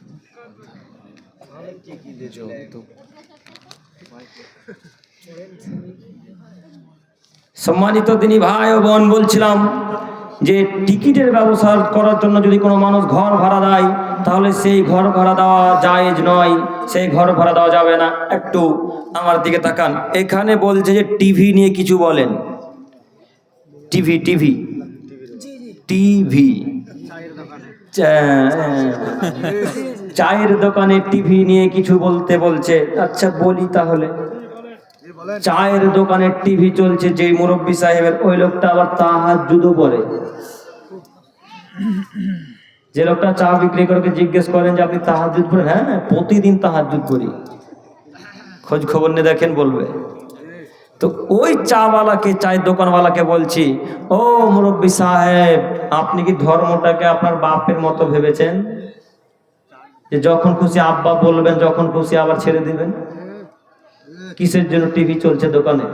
আপনি জানেন না যে টিভিতে যদি অশ্লীল ভিডিও আসে তাহলে সেই ভিডিও দেখা হারাম? একটু গানের কি বললাম, গানের কথা একটু আগে বললাম না গো? তো ও গান দেখা হালাল বললাম না হারাম বললাম? হারাম বললাম। তাহলে টিভি চলা কিভাবে জায়েজ হতে পারে? মুরব্বী সাহেব, এবার আপনাকে বলি, আপনি 5 ওয়াক্ত সালাত আদায় করেন। মুরব্বী সাহেব, আপনি তাহাজ্জুদের সালাত আদায় করেন। মুরব্বী সাহেব, আপনি ফজরের সালাত জামাতে আদায় করে সূর্য ওঠা পর্যন্ত আপনি তাসবিহ তাহলিল জিকির আজকার করে 2 রাকাত সালাত আদায় করেন। মানে আপনি নেকি নিতে চান, হজের নেকি এবং উমরা হজের নেকি নিতে চান। তো আপনাকে এবার বলছি, আপনার চায়ের দোকানে টিভি চলে, আপনার চায়ের দোকানে টিভি চলার কারণে আপনার নেকি নষ্ট হতে পারে। একটু আপনাকে বলি, আপনার চায়ের দোকানে যদি 1000 মানুষ টিভি দেখে, আপনার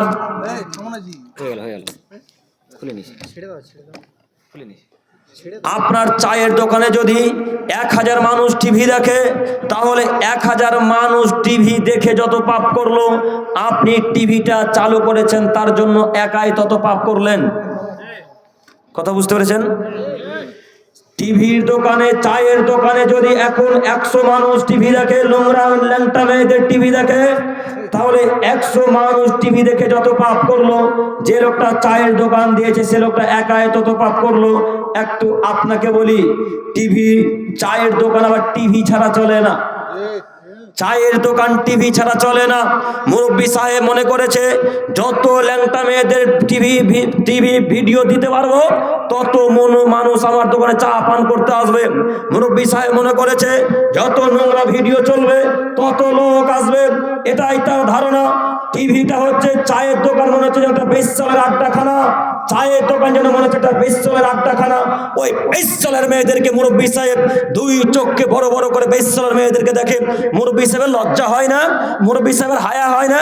ওই মুরব্বী সাহেব 5 ওয়াক্ত সালাত আদায় করে। যে লোকটা টিভি দেখছে ওই লোকটা 5 ওয়াক্ত সালাত আদায় করে। যে লোকটা চা পান করছে আর টিভি দেখছে ওই লোকটা তাহাজ্জুদের সালাত আদায় করে।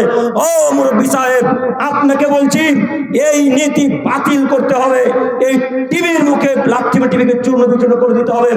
আপনি কেন টিভি দেখবেন? চা যদি খাওয়া এতটাই প্রয়োজন হয় তো চা নিবেন এক হাতে আর পয়সা দিবেন আর এক হাতে, পাল্টা সেখান থেকে বাড়ি ফেরত চলে আসবেন, 1 সেকেন্ড থাকবেন না। শতদিন বক্তব্যের মাঝে বলা আছে চায়ের দোকান একটা গীবতের আড্ডাখানা আর বেশ্যালের আড্ডাখানা। চায়ের দোকান একটা গীবতের আড্ডাখানা আর বেশ্যালের আড্ডাখানা। চায়ের দোকানটা পার্লামেন্ট। শতদিন বক্তব্যের মাঝে বলেছি, একটু আমার দিকে তাকান। মুরব্বী সাহেব, আপনাকে আমি বলেছি চা পান করতে হবে না। যদি চা পান করতেই হয় বাম হাতে টাকা থাকবে, ডান হাতে চায়ের কাপ থাকবে।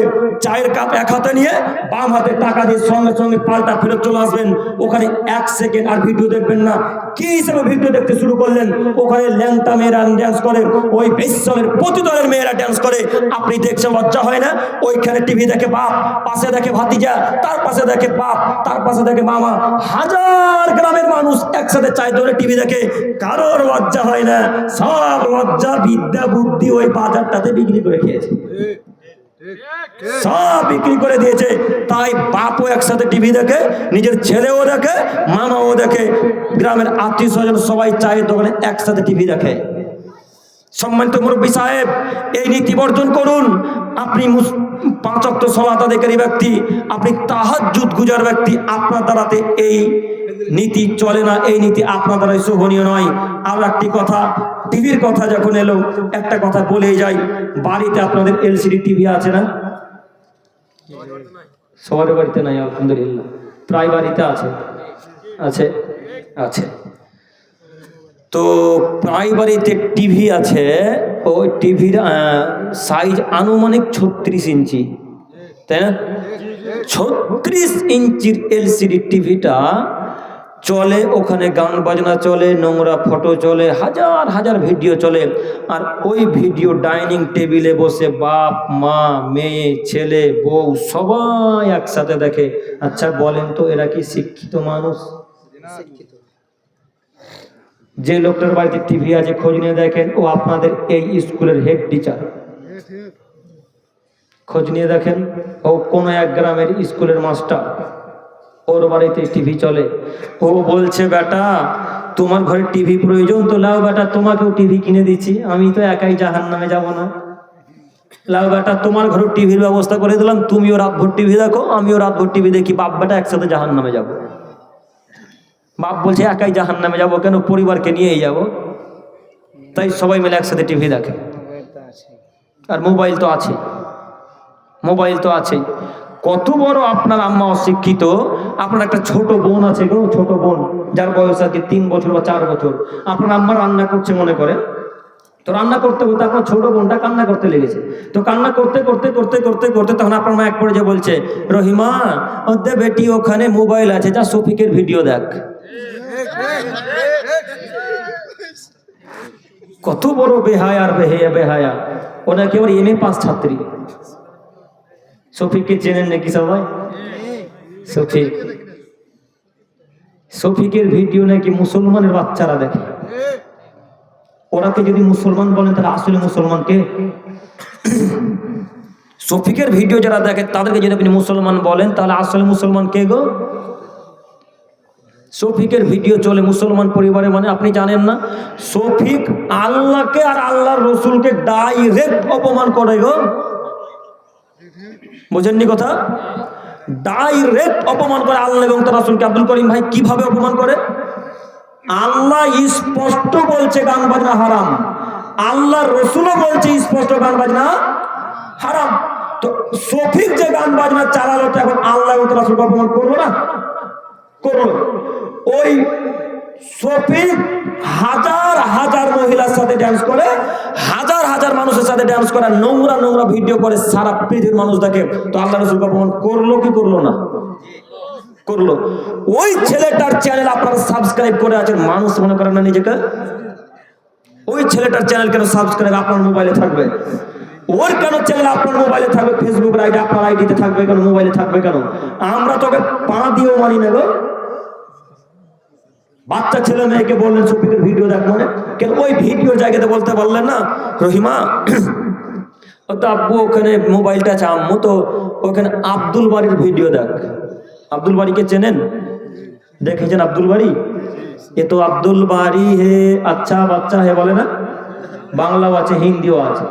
ছেলে মেয়েকে দেখান আব্দুল বাড়ির গল্প, ওই ছেলে মেয়ে দুয়া শিখবে, সূরা শিখবে, কার সাথে কিভাবে কথা বলতে হয় সেটা শিখবে, সালাম দেওয়া শিখবে, আপার সঙ্গে আম্মুর সঙ্গে, আব্বুর সঙ্গে, ভাইয়ের সঙ্গে, পিতার সঙ্গে, মাতার সঙ্গে, নানা নানির সঙ্গে কিভাবে কথাবার্তা বলতে হয়, এই কার্টুনের মাধ্যমে তারা সব শিক্ষা দিচ্ছে। এটা একটা ভালো কাজ। তা আপনি শফিকের ভিডিওর কথা না পরিবর্তে এই কথাটা বলতে পারলেন না? তার মানে কি ওর মাও শফিককে দেখে, ওর বাচ্চা মেয়েটাও একসাথে দেখে।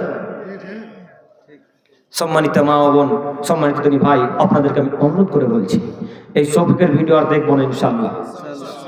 দেখবো? এবং যত মানুষ শফিকের ভিডিও শেয়ার করেছে, বা শুধু শফিকের কেন, যত এরকম চ্যানেলগুলো আছে, যত এরকম চ্যানেলগুলো আছে, এই চ্যানেলের যত ভিডিও মানুষ শেয়ার করেছে, এই ভিডিও শেয়ার করার কারণে যদি 100টা মানুষ দেখে, 100 মানুষ শফিকের ভিডিও দেখে যত পাপ করলো, আপনার একটা শেয়ার করার কারণে আপনি একাই তত পাপ করলেন। আর নোংরা ভিডিও শেয়ার করবেন? আর ইনশাল্লাহ করবো না। আমরা যুবক ভাইরা অনেক আইডির উপরে নাম দিই, ইয়া রাসূলুল্লাহ নাম থাকে না আইডির, ইয়া আলী নাম থাকে না আইডির, ইয়া রহমান নাম থাকে না আইডির। আর আইডির ফটো যদি চেক করেন তো মনে হবে যেন জান্নাতুল ফেরদাউস থেকে এখনই বেরিয়ে এলো, এখনই বেরিয়ে। এইবার আইডির ভেতরে যান, আইডির ভেতরে গিয়ে দেখবেন শুধু হাওড়ার শিয়ালদা, হাওড়ার শিয়ালদা, হাওড়ার শিয়ালদা, শুধু নোংরা ভিডিও, নোংরা ভিডিও। দেখে মনে হচ্ছে যেন ছেলেটা কত পরহেজগার, আইডিতে পরহেজগার, আসলে পরহেজগার না। কথা বুঝতে পারেননি? ভেতরে গিয়ে চেক করে দেখেন কত নোংরা ভিডিও আর কত শেয়ার করা আছে। সেই সমস্ত তিনি ভাইদের বলছি, হ্যাঁ আমার প্রিয় তিনি ভাই, আপনি এমন কিছু শেয়ার করে যান যেন মরার পরেও কবরে নেকি পৌঁছাতে থাকে। এমন কিছু শেয়ার করে যাবেন না যে মরার পরেও পাপ ঢুকতে থাকবে কবরে। আচ্ছা, একটা ভিডিও শেয়ার করে মরে গেছেন, ওই ভিডিওটা কোটি কোটি মিলিয়ন ভিউ হয়েছে, এখনো চলছে ভিডিওটা, কবরে কিন্তু আপনি চলে গেছেন। বলেন তো কবরে পাপ পৌঁছাচ্ছে কি পৌঁছায় না? পৌঁছাবে। সাদকায়ে জারিয়া যেমন নেকি যাবে, সাদকায়ে জারিয়া তেমন পাপও যাবে। তো যত গায়ক আছে আর যত হিরো নায়ক নায়িকারা আছে, এরা 14 বছর আগে যদি মরে যায় আর গান বাজনা যদি পৃথিবীতে জারি থাকে, চলতেই থাকে, তাহলে ওদের কবরে আযাব হতেই থাকবে, চলতেই থাকবে। তাই বলছি আপনাকে ভালো কিছু শেয়ার করবো ইনশাল্লাহ, ভালো কিছু শেয়ার করবো ইনশাল্লাহ। আর আজকে আইডি পুরোটাই চেক করে, যে ভুলবশত বা কোনো বন্ধুর পাল্লায় পড়ে বা কোনো মানুষ হয়তো আমার আইডি থেকে এই জিনিসটা শেয়ার করে দিয়েছেন, ওটাকে আজকে রিমুভ করবো, রিমুভ করবো ইনশাল্লাহ, রিমুভ করবো ইনশাল্লাহ, রিমুভ করে দিতে হবে ইনশাল্লাহ। যৌতুক নিয়ে কি বলবো গো? সবাই তো যৌতুক নেয়, যৌতুক সবাই নেয় না, সবাই নেয়। আরে আশ্চর্যের বিষয়, অশিক্ষিত মানুষেরা তো যৌতুক নিচ্ছিল, মৌলবীর বেটারাও লিছে। মৌলবী সাহেব নিজে, কে বললে বা? মৌলবী সাহেব নিজেও লিছে বলছে। হ্যাঁ, খুব খুশিতে দিচ্ছে, খুশিতে। নতুন টেকনিকটা নিনজা টেকনিক, চাওয়ার টেকনিক দেখবেন, চাওয়ার টেকনিক দেখবেন, দেখেন চাওয়ার টেকনিক দেখাচ্ছি। বিহাই চাওয়ার টেকনিকটা দেখেন। বিহাই, যদি একটা আরটিআর গাড়ি দেন তো আপনার মেয়েই তো যাতায়াত করবে, আপনার মেয়ে অটোর জন্য দাঁড়িয়ে থাকবে রাস্তাতে, চেন্নাইয়ের জন্য দাঁড়িয়ে, চেন্নাই বুঝেন কি, টোটো, টোটো, টোটোর জন্য দাঁড়িয়ে থাকবে। তো আপনি যদি একটা গাড়ি দিতেন আপনার জামাইকে, তো আপনার বেটি জামাই তো চড়বে। কত সুন্দর কথা না? বক্তব্য দিয়ে দিয়ে যে কথাগুলো সুন্দর হয়ে গেছে। এটা চাওয়ার টেকনিক। যারা শিক্ষিত মানুষ তারা যদি এইভাবে যৌতুক চায়, তাহলে ওই যারা এমনি জেনারেল শিক্ষিত মানুষ তারা তো চাইবেই, জি তারা তো চাইবেই। তো সব মানুষ, সব আলেম এমন নয় যে চাই, সব আলেম চাই না, কিছু কিছু আছে। সম্মানিত তিনি ভাই, আপনাকে বলছি যৌতুক নেওয়া হারাম, একেবারে হারাম, টোটালি হারাম, পুরোপুরি হারাম, সম্পূর্ণরূপে হারাম। আপনাকে এবার বলি, মানে এরা যে কথাটা শোনার জন্য আমাকে প্রশ্নটা না এই লেখাটা দিয়েছে সেটা বলতে হবে, মানে বলতে বলছে এরা যৌতুক নেওয়া কি হারাম। যদি মনে করেন যে আরটিআর বাইক না হলে শ্বশুর বাড়ি যেতে পারবো না, যদি মনে করেন কেটিএম গাড়ি না হলে শ্বশুর বাড়ি যেতে পারবো না, তো বাপ বেটা রায়গঞ্জে ভিক্ষা করিয়ে, বোঝা গেছে কি? করণ দিঘিতে বাপ বেটা করণ দিঘিতে ভিক্ষা করবেন। করণ দিঘির মানুষ যদি চিনতে পারে তো এইদিকে চলে যাবেন ওই দার্জিলিং এর দিকে, দার্জিলিং এর মানুষ চিনতে পারবে না। যদি সেটাও সন্দেহ হয় যে দার্জিলিং এর মানুষ চিনে যাবে, তো হাওড়া শিয়ালদা চলে যাবেন, লাখ লাখ মানুষ হাওড়া শিয়ালদাতে, কেউ চিনতে পারবে না। বাপ বেটা চাদর পারবেন, থালা নিয়ে ভিক্ষা করবেন, ভিক্ষা করে করে করে করে করে করে করে করে করে করে যেদিন কেটিএম গাড়ি কেনার টাকা হবে, পালসার গাড়ি কেনার টাকা হবে, আরটিআর বুলেট কেনার যেদিন টাকা হবে, সেদিন বাপ বেটা কলকাতা থেকে আসার পথে গাড়ি কিনে নিয়ে দোমোহনাতে বাড়িতে ঢুকতে হবে। তবুও শ্বশুরের কাছে পণ নেওয়া যাবে না। শ্বশুরের কাছে কেন পণ নিবেন? ভিখারি নাকি আপনি? আপনি কি ভিখারি যে শ্বশুরের কাছে পণ নিবেন? ভিক্ষা করে খাবেন কিন্তু শ্বশুরের কাছে পণ নিবেন না, ইনশাল্লাহ।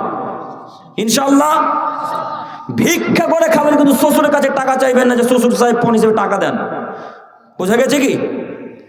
যত যুবক ভাই টাকা নিয়েছেন শ্বশুরের কাছ থেকে সব টাকা ফেরত দিতে হবে, কাল সকাল হতে হতে সব টাকা ফেরত দিতে হবে, যে কোনো মূল্যে ফেরত দিতে হবে। যদি ফেরত না দেন তাহলে কিয়ামতের মাঠে শ্বশুরকে নেকি দিতে হবেই, শ্বশুরকে কিয়ামতের মাঠে নেকি দিতে হবেই, শ্বশুরকে কিয়ামতের মাঠে নেকি দিতে হবেই হবে। কেন? এটা অত্যাচার। এটা কি অত্যাচার? অত্যাচারের পাপ আল্লাহ ক্ষমা করবেন না যতক্ষণ পর্যন্ত যার উপর অত্যাচার করেছেন সে না ক্ষমা করবে। আমাকে এক থাপ্পড় মেরেছেন বা গাল দিয়েছেন, তো গাল দিয়ে ভুল বুঝতে পেরেছেন, গাল দিয়ে ভুল বুঝতে পারার পর রাত্রি 2টা 3টার সময় তাহাজ্জুদের পূর্বে উঠে আল্লাহকে বলছেন, আল্লাহ আমি তো আব্দুল করিম ভাইকে গাল দিয়ে ভুল করেছি, তো তুমি আমাকে ক্ষমা করো, আল্লাহ তুমি আমাকে ক্ষমা করো, আল্লাহ তুমি আমাকে ক্ষমা করো। এই কথা বলতে বলতে বলতে বলতে 2 চোখের পানিকে ফেলে দিয়ে ঝরঝর ঝরঝর করে 2 চোখ দিয়ে পানি পড়ছে আর আল্লাহকে বলছেন। তখন আল্লাহ এক পর্যায়ে বলবেন, ও আব্দুর রহমান, তুমি যাকে গালি দিয়েছো তার কাছে ভিক্ষে চাও, তাহলে আমি এই পাপ ক্ষমা করতে পারবো। সহিহ মুসলিম ও মিসকাতের হাদিস। ইন্নী হারামতু যুলমান আলাইয়া, আল্লাহ বলছেন শোনো পৃথিবীর মানুষ, আমি আমার উপর জুলুম করাকে হারাম করে দিয়েছি, আমি আমার বান্দার উপর অত্যাচার করাকে, জুলুম করাকে হারাম করে দিয়েছি। অতএব যার উপর তোমরা অত্যাচার করেছো তার কাছে ভিক্ষা চাও, সে যদি ক্ষমা করে তো আমি আল্লাহ ক্ষমা করে দেব। বলেন তো পাপটা কত বড়? বলেন তো দেখি পাপ কত বড়? সম্মানিত তিনি ভাই, শ্বশুরের কাছে ক্ষমা চাইতে পারবেন কি? পারবেন ক্ষমা চাইতে? চেয়ে নিতে হবে। শুধু ক্ষমা চাইলে হবে না, যত টাকা দিয়েছে সব টাকা ফেরত দিতে হবে, সব টাকা ফেরত দিতে হবে। এখন মুরব্বী সাহেবরা কি করবে? ওরাও তো সাইকেল নিয়েছিল, মুরব্বী সাহেবরা সাইকেল নেয়নি, তখন তো সাইকেলটাই হিরো হন্ডা ছিল।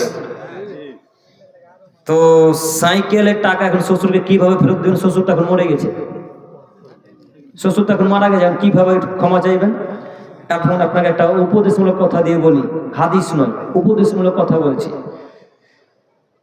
শ্বশুর মারা গেছে, যত টাকা দিয়ে শ্বশুর সাইকেল দিয়েছিল সব টাকা শ্বশুর শাশুড়ির নামে দান করে দেন, শ্বশুর শাশুড়ির নামে দান করেন। আর দান করার পর আল্লাহর কাছে ভিক্ষা চান যে আল্লাহ তুমি আমাকে ক্ষমা করো, আল্লাহ তুমি আমাকে ক্ষমা করো, আল্লাহ তুমি আমাকে ক্ষমা করো। আল্লাহ শ্বশুরের কাছ থেকে না জেনে পণ চেয়েছিলাম, আল্লাহ ক্ষমা করো। এইভাবে ক্ষমা চান, হয়তো বা আল্লাহ ক্ষমা করতে পারেন, তবে 100% ক্ষমা করবে এটা বলতে পারি না, হয়তো বা করতে পারেন আল্লাহ তাআলা। বোঝা গেছে? পারবেন দিতে? পারবো ইনশাল্লাহ টাকা দিতে শ্বশুরের নামে? শ্বশুরের নামে টাকা দিতে হয় যে কোনো মূল্যে। সম্মানিত তিনি ভাই, আপনাদেরকে আমি অনুরোধ করে বলতে চাইছি, যারা আপনারা বিবাহ করেননি, হে আমার যুবক ভাইরা, আপনারা যারা বিবাহ করেননি তাদেরকে অনুরোধ করে বলতে চাইছি, হে আমার দিনী ভাই, হে আমার প্রিয় যুবক ভাইয়েরা, বিবাহ করেননি আলহামদুলিল্লাহ, যৌতুক জিন্দেগিতে নেব না ইনশাআল্লাহ। ইনশাআল্লাহ যদি সামর্থ্য হয় তো নিজের পকেট থেকে স্ত্রীকে শ্বশুরকে টাকা দিব, দিয়ে স্ত্রীকে নিয়ে আসবো ইনশাআল্লাহ। তো ও শ্বশুর শাশুড়ির কাছ থেকে 1 টাকা নেব না ইনশাআল্লাহ। কে যেন একজন ভাই গল্প করছিল, কালকে কি আজকেই মনে হয় জালসাতে আস্তে আস্তে, আজকে কি কালকে, উনি বলছেন যে শ্বশুরের কাছে বিবাহ করতে গেছি, তো আমি নিজে প্যান্ট জামা কোট বাড়ি থেকে তৈরি করে নিয়ে গেছি, ওখান থেকে পরে এসেছি, শ্বশুরের কাছ থেকে নিন। তাহলে কত ইমানদার ছেলে বলেন তো। কালকের ঘটনা, কালকের ঠিক জালসাতে বলছেন। তো তাহলে ওরা পারছে, আমরা পারবো না? পারবো ইনশাল্লাহ। টাকা নেবো না ইনশাল্লাহ। ইনশাল্লাহ। অত্যাচার, এগুলো সব অত্যাচার। যুবক ভাইরা, অত্যাচার করা বন্ধ করুন। বন্ধন লোন তো গোটা দুনিয়াতেই চলে, তাই না? বন্ধন লোন গোটা দুনিয়াতে চলে, গোটা দুনিয়াতে। আল্লাহু আকবার। আচ্ছা একটা কথা বলেন তো দেখি, আপনার এই স্ত্রী পরপুরুষের কাছে যাচ্ছে বন্ধন দিতে, লজ্জা লাগে না গো? খারাপ লাগে না? মোহরা আদায় করলেন আপনি 5,000 টাকা, টাকা দিলেন আপনি, সায়া ব্লাউজ কাপড় কিনে দিলেন আপনি, চাল ডাল কিনে দিলেন আপনি, দেখে মজা নেবে বন্ধনওয়ালা? হ্যাঁ, কেন বন্ধনওয়ালার কাছে বন্ধন দিতে পাঠালেন? বন্ধন নেওয়াটাই তো হারাম। আপনি বন্ধন নিয়ে 2টা পাপের কাজ করেছেন। কয়টা বলেন তো? 2টা। 1, বন্ধন নিয়ে সুদের মতো জঘন্যতম অপরাধে লিপ্ত হয়েছেন। 2, স্ত্রীকে বন্ধনওয়ালার কাছে পাঠিয়ে আর একটা পাপ করেছেন। বোঝা গেল কি? একটা কথা বলি, বন্ধের কথা বললেন তো ভালোই হলো। একটা কথা বলি, একটা আমার দিকে তাকান, সবাই শিক্ষিত মানুষ এখানকার, একটু দেখুন। আয়েশা রাদিয়াল্লাহু তাআলা আনহা ধুলাবালিতে খেলছেন, তো তার বোন আসমা, আবু বকরের বড় মেয়ের নাম আসমা রাদিয়াল্লাহু তাআলা আনহা, তার বোন আসলেন, আয়েশাকে বলছেন, আয়েশা আসো, তোমাকে এখন রাসূলের জন্য সাজানো হবে। আয়েশা ছোট নারী, তিনি ধুলাবালিতে খেলতে পছন্দ করতেন, ধুলাবালিতে খেলছিলেন। তার বোন তাকে ডেকে নিয়ে গেল, তার বোন তাকে ডেকে নিয়ে মুখ হাত মুছিয়ে দিয়ে তাকে সুন্দর করে সাজিয়ে দিলেন। সুন্দর করে সাজিয়ে কার জন্য দিলেন? আল্লাহর রাসূলের জন্য। কেন? এখন আল্লাহ রাসূলের সাথে তার বাসুর রাত হবে, আল্লাহ রাসূলের সাথে এখন তার বাসুর রাত হবে। তাই আয়েশা রাদিয়াল্লাহু তাআলা আনহাকে তার পরিবারের লোক তাকে সাজিয়ে গুজিয়ে দিলেন, সাজিয়ে গুজিয়ে এখন রাসূলের কাছে পাঠানো হবে। আয়েশা রাদিয়াল্লাহু তাআলা আনহা নিজস্ব বর্ণনাতে নিজস্ব বিবরণ দিচ্ছেন যে আমি ধুলাবালিতে খেলছিলাম, আমার মুখ হাত ধুয়ে দিয়ে আমাকে সুন্দর পোশাক পরিয়ে রাসূলের কাছে পাঠানো হলো। এখন রাসূলের সাথে বাসুর রাত। এখন আপনাকে বলছি, আয়েশাকে সাজানো হলো কিসের জন্য বলেন তো দেখি? বাসুর রাতের জন্য, স্বামীর কাছে যাবে এই জন্য। আপনার স্ত্রী বন্ধন দিতে যাওয়ার সময় এত সুন্দর ফেস ওয়াশ মেখে, এত সুন্দর শাড়ি পরে, এত সুন্দর সাজগোজ করে গেল কেন? ওটাকে বাসুর রাত নাকি এখন? হ্যাঁ, লজ্জা হয় না কেন? খারাপ লাগে না কেন? স্ত্রী আমার, মোহরা আদায় করলাম আমি, টাকাও দেবো আমি, সবকিছু আদায় করবো আমি, আর দেখে মজা নেবে ভ্যান চালক আর বন্ধনওয়ালা। কেন বন্ধন নিবেন আপনি? আপনি জানেন না আল্লাহ নবী সাল্লাল্লাহু আলাইহি ওয়াসাল্লাম বলেছেন বন্ধন নেওয়া হারাম। আল্লাহ নবী বন্ধনের কথা ইউজ করেননি, আল্লাহ নবী ইউজ করেছেন আকিল আর রিবা, অর্থাৎ সুদের কথা। বন্ধন যেমন, বন্ধনটা সুদের পর্যায়ে না সুদ থেকে বাইরে? সুদের পর্যায়ে।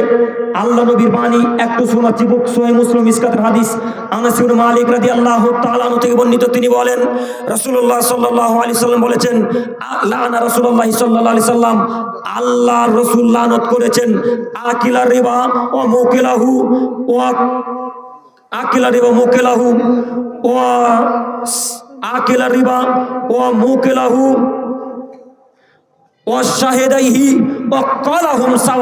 যারা সুদ খায় তাদের উপরে লানত, যারা সুদ দেয় তাদের উপরে লানত, যারা সুদের লেখালেখি করে তাদের উপরে লানত, যারা সুদের সাক্ষী থাকে তাদের উপরে লানত। এদের সকলের উপরে সমানভাবে আল্লাহ এবং তার রাসূল অভিশাপ করেছেন। তার মানে সুদ খাওয়া হারাম, সুদ নেওয়া হারাম, সুদের সাক্ষী থাকা হারাম, সুদের লেখালেখি করা হারাম। এবার আপনাকে বলছি, বলুন আপনি আপনার স্ত্রীকে সুদের জায়গাতে পাঠিয়ে পাপের কাজ করলেন না নেকির কাজ? পাপের কাজ। তাহলে আপনি সুদ নিলেন কেন? বন্ধন নিলেন কেন? সম্মানিত দিনী ভাই, ভিক্ষা করে যদি খেতে হয় তবু খাওয়া, কিন্তু বন্ধন নেব না ইনশাআল্লাহ। আল্লাহ নবী যত খারাপ ভাষা সুদের সাথে ব্যবহার করেছেন, এত খারাপ ভাষা অন্য কোনো পাপের সঙ্গে আল্লাহ নবী সাল্লাল্লাহু আলাইহি ওয়াসাল্লাম তুলনা করেননি। বলতেও লজ্জা লাগে, তারপর না বললে নয়। একটু দেখেন, আল্লাহ নবী বলছেন আর রিবা ও সাবুনা হবান, সুদের 70টা ভাগ রয়েছে, সুদের 70টা ভাগ রয়েছে। তার মধ্যে নিম্ন স্তর হচ্ছে আইয়ান কিয়া রাজুল উম্মাহু, মায়ের সাথে জেনা করলে যেই পাপ হয়, বন্ধনের ব্যবসা করলে, সুদের টাকা নিলে, লোনের টাকা নিলে সেই পাপ হয়। খারাপ লাগে না শুনে? খারাপ লাগলো না? কি করব বলেন? আল্লাহ নবী বলেছেন। কি করব বলুন? আল্লাহ নবী সাল্লাল্লাহু আলাইহি সাল্লাম বলছেন, অন্যত্র তিনি বলছেন ইহুদি খ্রিস্টানরা যেমন পাপ করতে করতে করতে ইহুদি খ্রিস্টানরা যেমন পাপ করতে করতে করতে মায়ের সাথে জিনাতে লিপ্ত হয়েছিল, ইহুদি খ্রিস্টানরা পাপ করতে করতে করতে তার মায়ের সাথে ব্যভিচারে লিপ্ত হয়েছিল, তেমনি আমার উম্মতের কিছু লোক পাপ করতে করতে করতে করতে করতে করতে করতে মায়ের সাথে জিনাতে লিপ্ত হয়ে যাবে, তারা পাপের কাজ মনে করবে না। বলেন তো দেখি, এটা কি সেই পাপ নয়? আজকের পর থেকে আর বন্ধন নিব ইনশাল্লাহ? আর নিব না ইনশাল্লাহ। যেটা নিয়েছি সেটা পরিশোধ করে দেওয়ার পর আর জিন্দেগিতে নিব না ইনশাল্লাহ। ইনশাল্লাহ। একটা কোরআন মাজিদের আয়াত বলে আপনাকে বাস্তব উদাহরণ দেখাচ্ছি, একেবারে বাস্তব। আল্লাহ বলছেন ইয়ামহাকুল্লাহুর রিবা ওয়া ইউরবিস সাদাকাত, যারা দান খয়রাত করে তাদের টাকাকে আমি বাড়িয়ে দিই, আর যারা সুদ খায় তাদের টাকাকে আমি কমিয়ে দিই, সংকুচিত করি। কোরআন মাজিদের আয়াত। এবার বাস্তব উদাহরণ দেখাচ্ছি আপনাকে। কিছুদিন আগে একটা ভিডিও ভাইরাল হয়েছিল, ওই লোকটা হিন্দু পরিবারের লোক, তো স্টেট ব্যাংক থেকে 3 লাখ টাকা লোন নিয়েছিলেন। এই লোন যেতে যেতে যেতে যেতে যেতে যেতে যেতে সুদ বাড়তে বাড়তে বাড়তে বাড়তে 7 লাখ টাকাতে গিয়ে ঠেকেছে। এ আর পরিশোধ করতে পারে না। স্টেট ব্যাংক থেকে লোক এসে ঘর বাড়িতে তালা মেরে তাদেরকে বাইরে বের করে দিয়েছে। বলেন তো আল্লাহর কথা মিলল কি? মিলল? আল্লাহর কথা মিলল। আল্লাহ নবী বলছেন যারা সুদ খায় তারা ভিক্ষুক একদিন হবেই, যারা সুদ দেয় তারা একদিন ভিক্ষুক হবে। প্রমাণ মিলছে কি? আপনি যারা বন্ধন নিয়েছেন তাদের এখন দেখেন, বন্ধন দেওয়ার সময় যখন চলে আসে তখন কুকুর যেমন কামড়াবার চেষ্টা করে, তখন সেইভাবে টাকা চায়, ধার চেয়ে বেড়ে সবার কাছে। কথা মিলল কি? আপনাদেরকে বলছি, এবার যদি প্রকাশ্যে জানতে পারেন যে বন্ধনের টাকা দেওয়ার জন্য ধার চেয়েছে, ওকে ধার দিবেন না। আল্লাহ তাআলা বলছেন ওয়াতাআনু আলাল বিররি ওয়াত তাকওয়া, কি আয়াতটা আছে গো? ওয়াতাআনু আলাল বিররি ওয়াত তাকওয়া ওয়াল ইসমি ওয়াল উদওয়ান। পৃথিবীর মানুষ, তোমরা তাকওয়ার কাজে সহযোগিতা করো, পাপের কাজে সহযোগিতা করো না।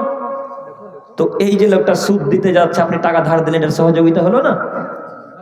সম্মানিত দিনী ভাই, যদি জানতে পারেন যে সুদের জন্য যাচ্ছে তো টাকা তাকে ধার দিবেন না। মনে থাকবে ইনশাল্লাহ। ইনশাল্লাহ। আল্লাহ তুমি কবুল করো। সম্মানিত দিনী ভাই, আর সময় কি লং করবো? আল্লাহ, না না 11:25 বেজে গেছে। না না, আর হবে না।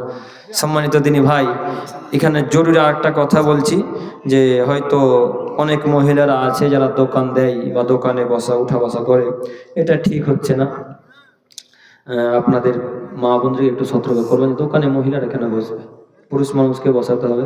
যদি গ্রামে একবারে হয় যেখানে পুরুষ মানুষ আসে না এমন এলাকা যদি থাকে, সেখানে দিবেন, সেটা ভিন্ন বিষয়, তাই না? মানে 1000 পুরুষ যাচ্ছে, 1000 পুরুষে এটা চাইছে ওটা চাইছে, এটা ঠিক হচ্ছে না। সম্মানিত দিনী ভাই, আরো একটা কথা, মুদিখানার দোকানে কিন্তু বিড়ি সিগারেট থাকে, থাকে তো থাকে। এই ব্যবসা হারাম, এই ব্যবসা চলবে না।